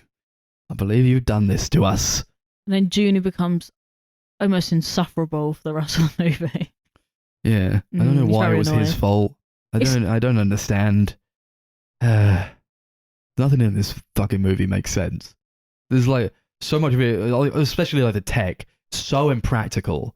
Like, what's the point? What's the point of having like a massive screen on your ceiling in your office? Like, why does Antonio Banderas have like screens that border his walls in his office? What a pain it must be to like look up at the fucking ceiling if you want to talk to someone. And the camera's at like weird angles as well, so you can't even see like the full pictures of like anything. It's just like warped and it just looks. It shows like how the Really director weird. of the OSS like lives in like their office, but it's just like a raised platform in above like this vast empty space that he has to like jump onto slim different platforms to get to that constantly moving. The fucking staircases in Harry Potter. Like, what kind of practicality does this bring to it? Like, what does it look like? The fucking council chambers in the prequels. Like, What happens if he like slips? Does he just die? yeah, he just dies. Oh, what the stupid like fucking levitating platforms that don't even move. Like you have to jump on. Oh, sorry, you have to jump on them like a crazy somersault experience. And then he literally sits down for like 2 seconds, and then he has to go back over it anyway. Like, what was the point of Just him to even? pick up a call. Yeah, what was the point of him even going into that room in the first place? What, just to show it off? Like, hey, look at this thing that we can make in this movie. It's a spy room with levitating platforms. Oh, Okay. look at the latest tech we've got. And it's like, it all looks so stupid. It's like, oh, you think you got the latest tech, Junie? I got the latest tech. And Gary like pulls up his sleeve and his entire arm is like covered in bracelets that like have different like things that they need to do. It's like, that's not practical. That's like the Just give him opposite like a of practical, wristwatch or yeah. something. You got like, nowadays you get smartwatches that can do like basically everything. Like, what do you need to have like a whole like sleeve of things that can do different things? They got like that elastic band that Yeah, I was Danny thinking about Trejo was rubber like, band, yeah. yeah, I've got the Chekhov's elastic band that you're definitely going to need in the third act. It's like, and then they use it in the third act. It's like, what was the point though? And it was also, what I didn't understand, right, is that has anyone ever actually tried to pick up something with a rubber band? I'm pretty sure it's not as easy as Carmen made it look when she was like lassoing something with this rubber band, but picked it up with the rubber but this band. is You can't. advanced technology. It was just a rubber band, wasn't it? That was the whole point of the joke, wasn't it? It was just It a was rubber band. Machete's rubber band. Yeah. It was It has stupid. 100 uses, he says, and they use it for like 2 things. He put it in his hair, for fuck's sake. It was just a normal rubber band. That was one of its uses. As is a normal rubber band. I don't even know what to say about this movie. Like, I just. Did you like when Gary and Gertie fall in the camel shit? Junie's like, I'm going to reroute them to the Gobi Desert. And So it- suddenly they fall in camel shit as soon as they get there. And then camels just appear. Yeah, and like the shit wasn't even there in the first place. Like there's like the opening shot, they're just in the desert, and you can see the ship or whatever the fuck they came in, right?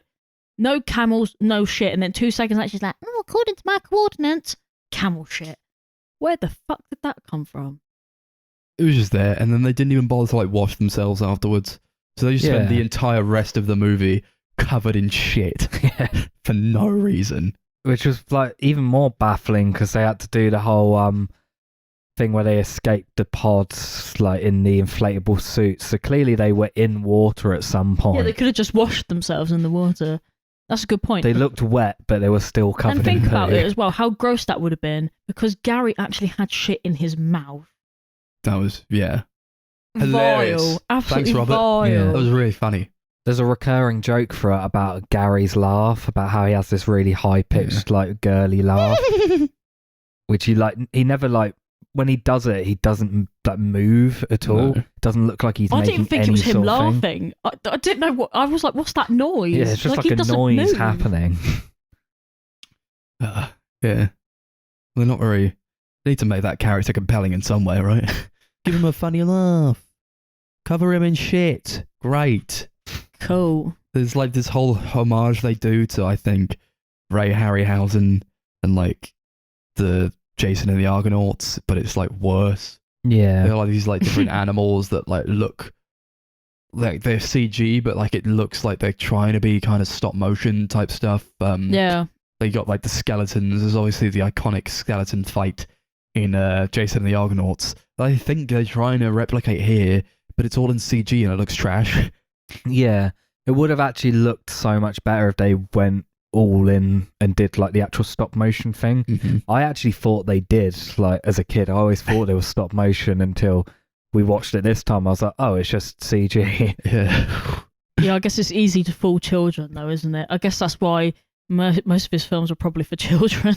You probably would have, if you would use like actual like practical models, you would have been able to like get the lighting right at least. The lighting was just like everywhere, and it's just really inconsistent with the like trying to reflect off of the CG creatures and the environments.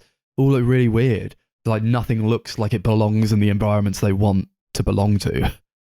Yeah, I mean that's I feel like a problem with making a film like this, just where it's just all on a green screen, especially back like then when the technology had only really just started to exist. Yeah, I can't imagine they'd spent the time even thinking about where like natural lighting would have come from anyway. No, of course not. Just put the spider monkey in there. The spider monkey that looks like a weird Gorilla with a gorilla or half charred man with a spider's body. It kind of reminds me of spider's legs. What's that guy from Monsters Inc? The one that's kind of like a spider, but he kind of looks like a hippo or something. The guy who runs the school kind of reminds me of him from Monsters Inc. There You a school mean in Monsters the- Inc. Sorry, the not the runs school, the the company? factory, whatever. Yeah, the factory. Oh, right, Water News. Yeah. He kind of looks like, Yeah, kind of reminds me of that. and that crab guy. Yeah, mean- like crab guy. Well, the difference between that and this is like night and day, right? Because like yeah. all the characters in that movie are so distinct. With this, it's like it's brown. I don't know. That's true. Looks dirty and brown. I couldn't tell which parts were like meant to be what really, because it was just like a splooge. Why does the spider monkey just let itself be crushed by the pillar? Like the dinosaur like crushes a pillar off, and you throw it, and the spider monkey's like, get out of here, Junie! I'm saving you. And he just like stands there for a little bit and like watches the pillar come down on him. He doesn't die because he's awesome, Yeah. but like, why did you need that to happen? Did we like how the island was called Leaky Leaky? No, I couldn't stop laughing. but you That was guys just loved so it. I don't know ridiculous. why. Because it's so just a stupid. shit name. Yeah. So much of this is shit though. It's just like, yeah, here's another thing. Here's another shit thing. I don't Yeah, know. but I don't know. It was. It's like the little bit of hope that I got when he. I don't know. It's just like Steve Buscemi, like this great actor, is just going the Licky Licky Island. Like, why is that not Yeah, funny? he's all right in the movie. He has Yeah, but that he's great in iconic it. line. yeah. The one that came from Spy Kids too. Yeah. Do you think God stays in heaven because he too lives in fear of what he's created? It's like, wait, what? You've got really Like, philosophical. So out of place. Mm. Yeah, I mean it's a good line, but it doesn't fit in this movie. Yeah. No, and in the scene itself, it's even weirder. Yeah, I didn't remember like what the context was or where No. it was in the scene, but it's like a really light scene, and then it's just this really dark line just out of Because he's nowhere. scared of the monsters that he's created, right? He's scared of all the animals that he made big. So now he hides away. He's like God in heaven, hiding away from the creatures that he's created. Makes sense. I just think it's like the only good line in any of these movies. And so it doesn't belong here. It's get it out. It's too Yeah. good. I really like those mini zoos though. Like the mini zoos are like iconic. I remember them so much Yeah. from like when I watched them as a child. You got like the mini zoo where all the animals are like tiny, and I was like, I want a tiny zoo.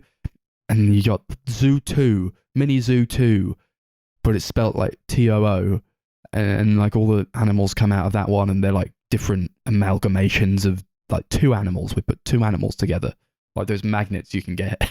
You put on your fridge, and you make Yeah. a different animal out of two animals. Yeah, he made a point at one point in the film where it's about how the animals he's got in his mini zoo, he throws them on the island so he knows where they actually are.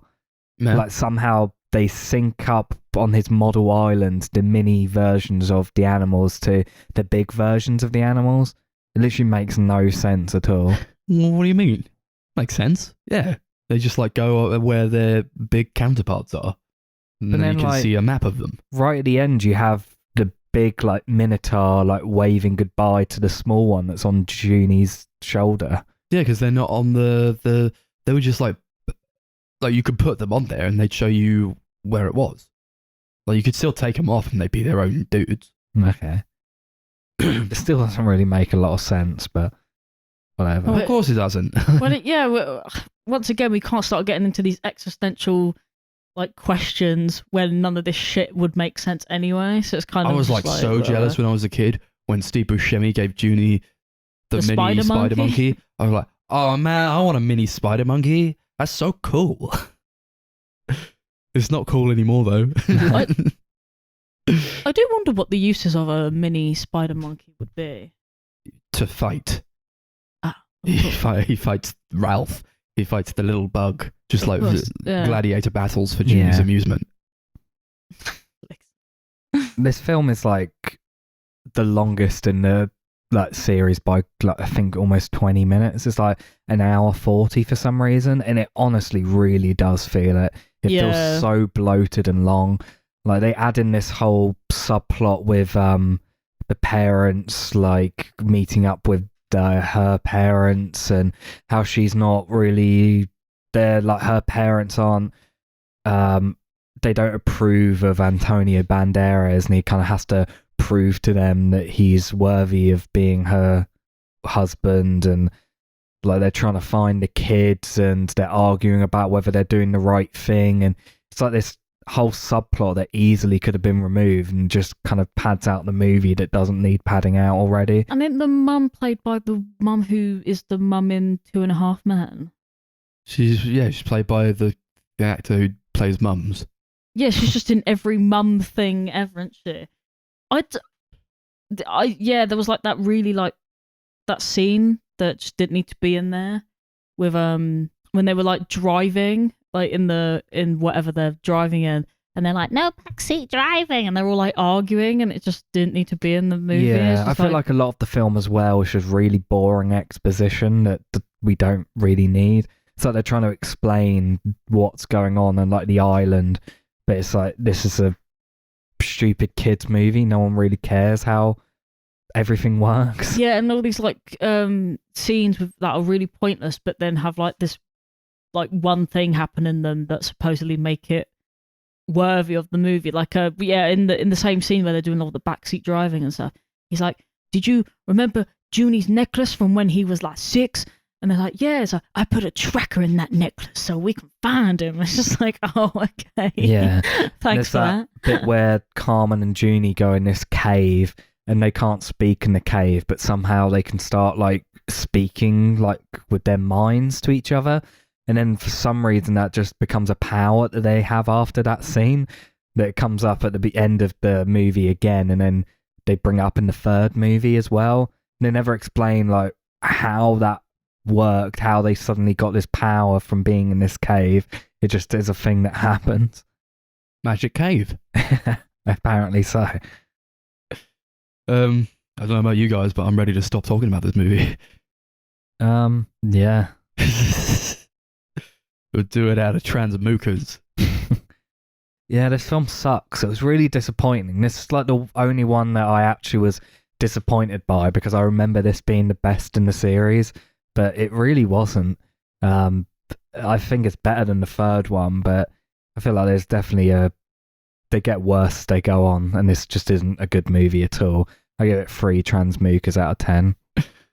Yeah, I will not be watching it again. I'm ashamed that I bought the box set trilogy because I don't want to watch any of these again. Honestly, I am disappointed. I thought they were going to be good, but don't know why. I guess because of nostalgia. Nostalgia is a deceptive tool, I think. I'll give Spy Kids 2, Dawn of Justice 3 transmukers out of 10. Nice. Sorry, I was trying to get back up to speed with our letterbox here. Yeah, it's a movie. It's whatever, 4 out of 10 what was it? Cool. Do you know what? Whatever. Lost it. Yeah, it's whatever. Fucking just ignore us then, whatever. Like, whatever. Yeah, it's whatever. Go on. What's the next one? The only one that I do remember, Spy Kids 3D from 2003. Unfortunately, we did not get to see it in 3D, and as we'll go on, probably for the best that we didn't get to see it in 3D. So this one is, it feels almost like unrelated, to be honest. But this film is Junie starting out talking about how he's a retired spy. He doesn't do spy things anymore. And all of his family have gone on like spy missions. And then he finds out that this game that he was going to buy is actually made by this guy called the Toy Maker, who's going to steal everyone's minds and trap them in this game because he's trapped in his own prison or some shit. And it's just up to him and Carmen to shut off the game and save everyone from becoming mind mutants. What did we think of Spy Kids 3D? Spy Kids 3D game over. He's like a PI, a private investigator now. He's like, it's not much, but I do it. It's a good living. Yeah, it's just like film noir opening. Yeah, and he's like, I like the intro actually. Yeah, I did it for my usual rate of $4.99. Yeah, he's like investigating this water park as the film begins, like trying to work out why it's closed. And like the whole case was ordered by Selena Gomez, who's there. She's like, must be like 5 or 6. And he's like, it turns out the park is closed because the owners closed it or something, and that's literally it. I guess that's over. Time to go get a game. I wish it would have just been like about him being like a PI, and he just like didn't take itself seriously whatsoever. I wish we had watched this in 3D because that's clearly what it's going for. It's what it's supposed to be. I watched this when it came out in the cinema, and you know everything was coming at you. It was like, whoa! You could touch it. It's like you could touch the 3D. All the frogs that come out of the screen and their tongues go blah. You could touch the tongues, and you could touch like all these different like pop-up pills that come up and all their stuff that's within the game. It was revolutionary for its time, and I thought when I was watching it, man, this is the future of cinema. They've reached it. They've reached the pinnacle. They've done it. They've done it with Spy Kids 3D Game Over. But this time around, I didn't think that, and it's not good, and it looks awful. Everything when they're in the game, even when they're outside of the game, it looks really bad. I mean, you know, I didn't mind the introduction. I thought it looked alright. It's kind of going for that noir type of feel to it, and it just drops that immediately and goes, Junie, we're putting you in the game world, Junie. You gotta save Carmen. She's in there and we can't get her out. And he's like, oh, fuck. So it goes into the game and looks like shit the entire time. It's like, oh, it's just Robert Rodriguez filming shit in his back garden again. It looks terrible. Yeah, you could tell like everything is green screened in this film. Like, it's almost like they didn't even try to like blend it properly or anything either. I can't explain it. Like normally when there's CGI, sometimes the scenery like kind of it can kind of blend in, but this was just kind of like it was like the Incredible Bulk or whatever the fuck it is, where you can like literally see outlines of like people because like the perspective is like really off and stuff as well. It just looked really like janky. Yeah, they're kind of funny. Visually, they're trying to make it look like a video game. And in some points, I think they actually do it does kind of look like early 2000s, like platformer. And there are points where I look at it and I'm like, okay, that actually does kind of look like the sort of video games around at the time. But most of it looks really, really ugly and it's just horrible to watch. Like, yeah, although it may look like a video game of that time, a lot of them looked ugly. And like seeing a film try and capture that, it just makes it really unpleasant to look at. Capturing the ugliness. Yeah. It's like, yeah, it is like they know that it looks disgusting.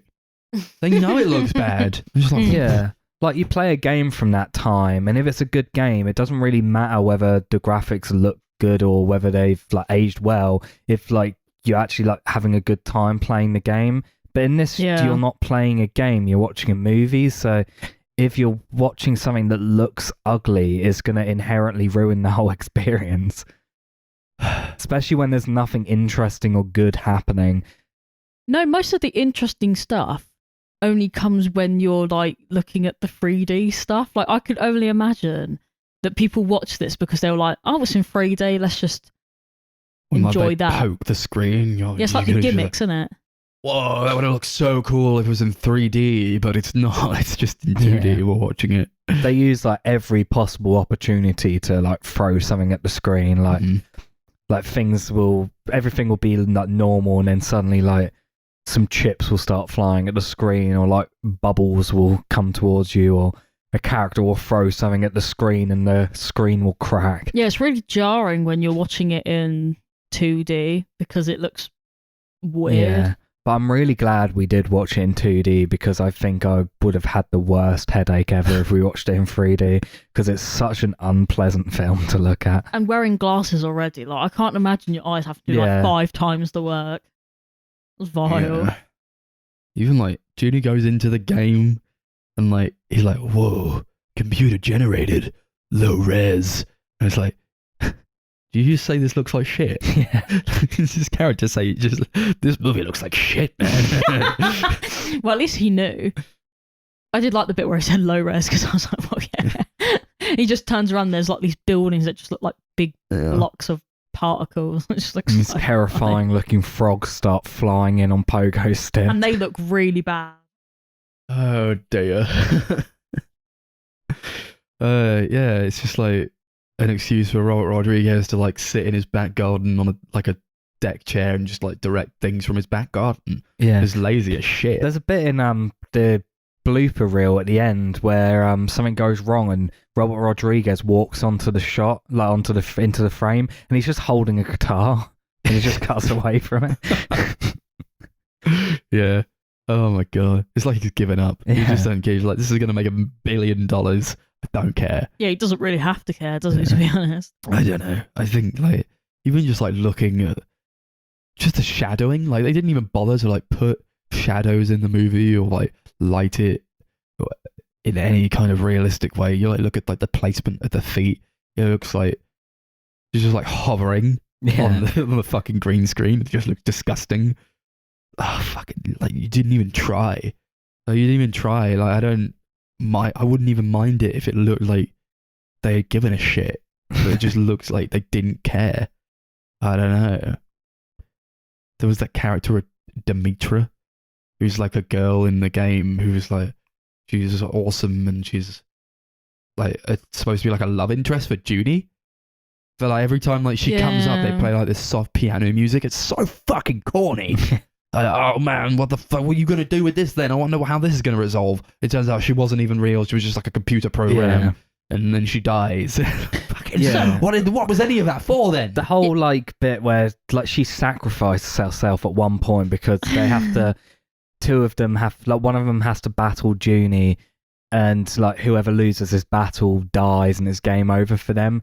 And she like comes in and like takes over his place, like Junie's place, because they know he's going to lose. But like it makes no sense why she would do that if she's like just programmed by the toy maker. Is no one else going to talk about that really great line where Junie just sinks to his knees and goes, "I didn't even get her email address." What the hell was Iconic that line. all about? I never even got her email address. Every time she gets hit, she loses like 3 or 4 lives at a time, but every time everybody else gets hit, they lose like 1. Yeah, I don't get that either. So weird. Also, like that they have 0.5 of a life. That was weird as well. Like that doesn't make sense. I think that was more like the toy maker wanted that to be so because he needed Junie to get to a certain place. He was like manipulating the game in that way. Yeah. And we brought up the fact that the toy maker is played by Sylvester Stallone. Yeah. No, I mean, you know, he's there. He's like probably one of the better parts, I guess. Yeah. He's really weird and it's like there's about 5 different versions of him. They're all like one guy's like an army sergeant, one guy's like a scientist, and the other's a hippie. And like all his scenes are just like him interacting with himself, so it just comes across like he had no one to play off of. Yeah. It's weird though, because he actually does kind of like seem like he's having fun with the role, which I wasn't expecting. Like this, like going into this movie again, I was expecting to watch it and it like be obvious that he does not want to be there, or that he's like clearly being blackmailed to be in it, but he's having a good time. Yeah. Well, he's I guess he gets to do like a lot because he's got all the voiceover stuff in the game, just like recorded his voice. So like he's doing all the like game over and next levels type stuff, and like all the stuff you'd hear in like a video game. Like he's doing the voice for that. It does feel like he's having fun. I guess he gets to dress up in a lot of wacky costumes and I guess do a lot of stuff that you wouldn't do if like you were just playing one character. Yeah. There was a part where like Junie gets like shot to the moon, and they're like, you can bring in one guy, you can bring in one person from like your family to help you. And he brings in his grandpa. We're going to talk about that scene, please. I guess I'll bring in my grandpa, who's like weirdly the only member of his family who has a vendetta against the toy maker. Is like, wow, really? After of all the people you could have picked, you picked this guy who had like a vendetta against the guy you're not supposed to let out, and he wants to let him out. And there's like a character select scene when he picks his granddad, and he's like, pro, superior intellect, cons, physically disabled. Yeah. And all of us burst out laughing. I can't do that. I mean, that wasn't even a con though, because like he picks up the mega legs. Like pill, 2 seconds after he like, picks him as well. I'm free now, Junie. I can walk again. I'm awesome. He just like flies away, like mew. Like you were supposed to help him for fuck's sake, and he just like jumps away. Chases a butterfly. For no fucking reason. He's like, thank God it was me you brought in here. I don't even like the physics of like how they got him into the game, because then like when they get out of the game, they like wheel him out on his wheelchair. It's like, was his body like transported into the game? Like, was that his actual body, or like was his body like transported into like a pod that they had in the facility? That was weird. Maybe he was just like in Mexico somewhere. You don't know. Yeah, no, it's an interesting thought. I feel like this was clearly written by someone who's never actually played a video game. Yeah. Yeah, maybe. Yeah, I mean, it's like, what kind of game? It's like actually like 20 different games connected into one. All of them like a completely different genre and style of game. Just, one that Sylvester Stallone would make. I guess. The good old toy maker. He's got a lot of time on his hands, so, Not enough. Clearly. Not enough to make a good game. There's like the handful of characters they meet who do like fucking nothing. It's like Arnold, who's like the strongest guy ever, who has like a really sad backstory. It's like everybody wants to win the game so they can get like a cash prize or like toys beyond their imagination and shit. And Arnold's like, I want to win a bunch of money so that I can save my family from poverty. I'm like, that's fucking dark. And was that ever resolved? No. His family is still living in poverty when he gets out of the game. He's just like, still okay. Yeah, apparently so. Fuck your family, Arnold. He's just learned to live with it, I guess. Yeah, they make a big deal about there's like this poster in the game of the actual game over, and they're like, oh, Junie, you're the guy on the poster. And then later on, it turns out he isn't the guy, and you meet the real guy who's played by Elijah Wood, who literally does nothing except for walk into level 5, say cake, and then die. Yeah, that was funny though. It's my favourite bit of the film. He's not the guy. Yeah. I think there's a clip on YouTube that literally says Elijah Wood says cake and then fucking dies. And it's just that clip. It was incredible like that. Even thinking about it just kills me. Like, why did he say cake? Like short for piece of cake. Yeah. Cake. Just like cake. And he looks so like He's wise. So proud. So proud of himself. And then he just gets struck. All right, Junie, you're the guy again. Let's go back to the... Yeah, he literally goes, you're the guy again, I guess. Nothing. What is the toy maker's actually like motive or goal? To steal them, to manipulate the young children and control the future or something. I remember one of the people said it at the beginning of the film. It's like the whole point of the game he's made is that kids can't stop playing it and they basically get sucked into it. Yeah. But like nothing really happens. Yeah, I don't get... I don't need like a motivation because it's 3D. Just make it 3D. His motivation was 3D. That was everyone's motivation. Awful fucking scene at the end where like They make everything CGI for no reason, even though they're like outside. Yeah. Like, call in the family. And like, Oh, Antonio yeah, right. Yeah, Banderas is why? like, I've been working on these brains for many years now. I'm almost done. And he has a call, and someone's like, your kids need you. And he's like, fuck these brains. And he swipes them all off the table, even though he didn't need to. And then he like blasts through this dome like he's working at. Where he's like on a raised platform, like with a 1,000,000-foot drop below. And he's just like working on these brains. He's like, I'm out of here. And he swipes the brains off the table, fucking bolts out of the sky. Yeah. There's like a OG Avengers Endgame sequence at the end where like every single character from all of the movies previously comes in to save the day, but none of them like actually share any like screen time together. They're all like off, like they all have their own shot of them on their own, where it's obvious Robert Rodriguez was like called them up and was like, hey, do you have like 15 minutes free today so you can come over and film this scene and then go? And that's all they do. Like, none of them really do anything to help at all. They just like fly into shot and they're like, hey, it's Steve Buscemi, and then that's it. They just Steve Buscemi's here again. Why? That was really weird. Where does he go at the end of this? Who knows? Well, how could he have helped? I don't know. He was just like a weird hermit guy who created a bunch of weird monsters. Yeah, but he's got the monsters with him. They could like beat this robot thing. Did they? No. It's just like comes down to like Grandpa goes into the big robot. He like says some things to the toy maker, and then it crashes, and then they're like, "We're all right, guys. We're friends now," and like that's how it ends. There's no like battle. There's nothing. There's just they get out of it and they're alive, and then it ends. Yeah, none of the people that come down actually do anything.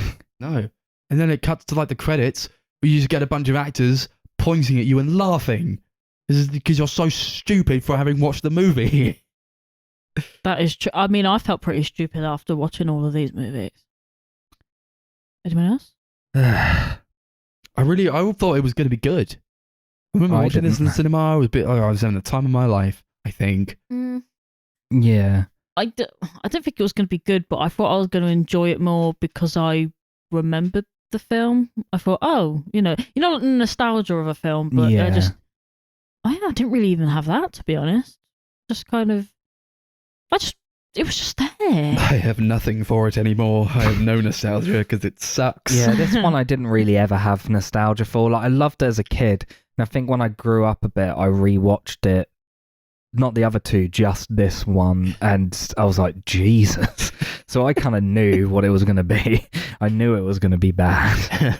I didn't think it would look so awful, but it looked dreadful. It did, I have to say, it did actually look worse than I was expecting it to.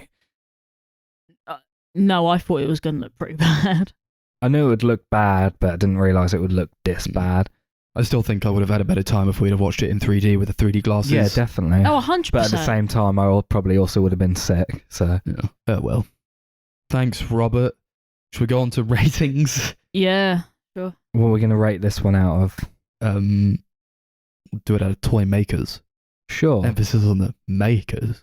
Because that's what the grandpa said. He was like, you don't know the toy maker like I do. Like, well, you say that like that. Like how my dad says Star Wars. Yeah, this film is really, really bad. It's like it's on a whole other level of bad. I don't really know what else to say about it. It's terrible, but it's like a big meme, the whole film, I think. I'm glad we watched it because it was actually really funny. I give it like 2 toy makers out of 10.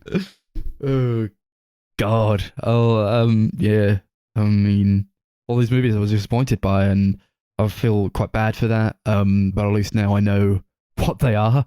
Real products of their time, I think. But Robert Rodriguez is still making movies like this, so I don't know. I don't know what he's doing. Yeah, I don't know. I really wish that I hadn't watched it at all. So that I could have held on to like that nostalgia from when I watched it in the cinema as a kid. But now I know it sucks terribly.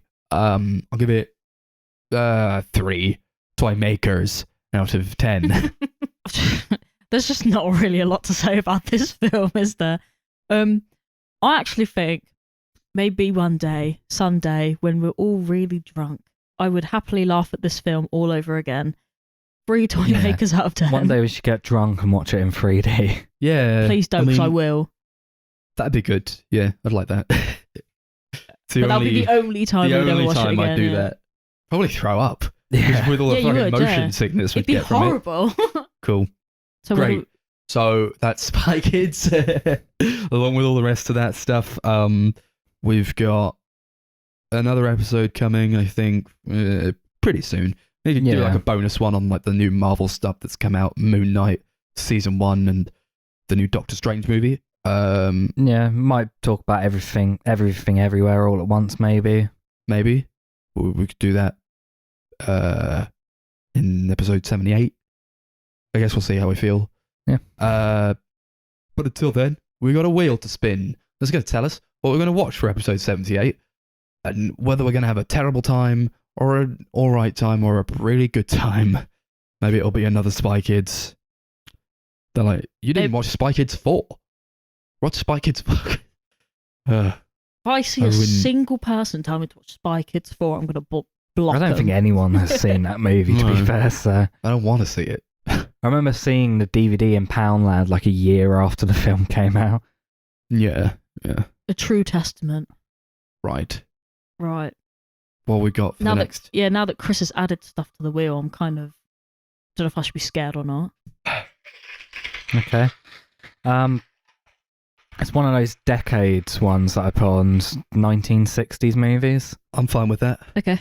Yeah, I'm cool with that. I already know what I'm going to pick. 'Cause- Okay. I love that. He's like, I had a film in my head from the second I spun that 'cause it was wheel. like going to be one of my upcoming free-for-all Ooh, picks. okay, so. cool. So we're going to do 3 movies from the 1960s coming at you next week, episode 78. Maybe some other stuff, but who knows? We got social media. YouTube is the Sunday Movie Marathon. Twitter is at Sunday Movie Pod. Facebook is at Sunday Movie Marathon. And Letterboxd is at Sunday MM. Capital S, capital MM. Any last words, lads? Cake. Hey, Cake.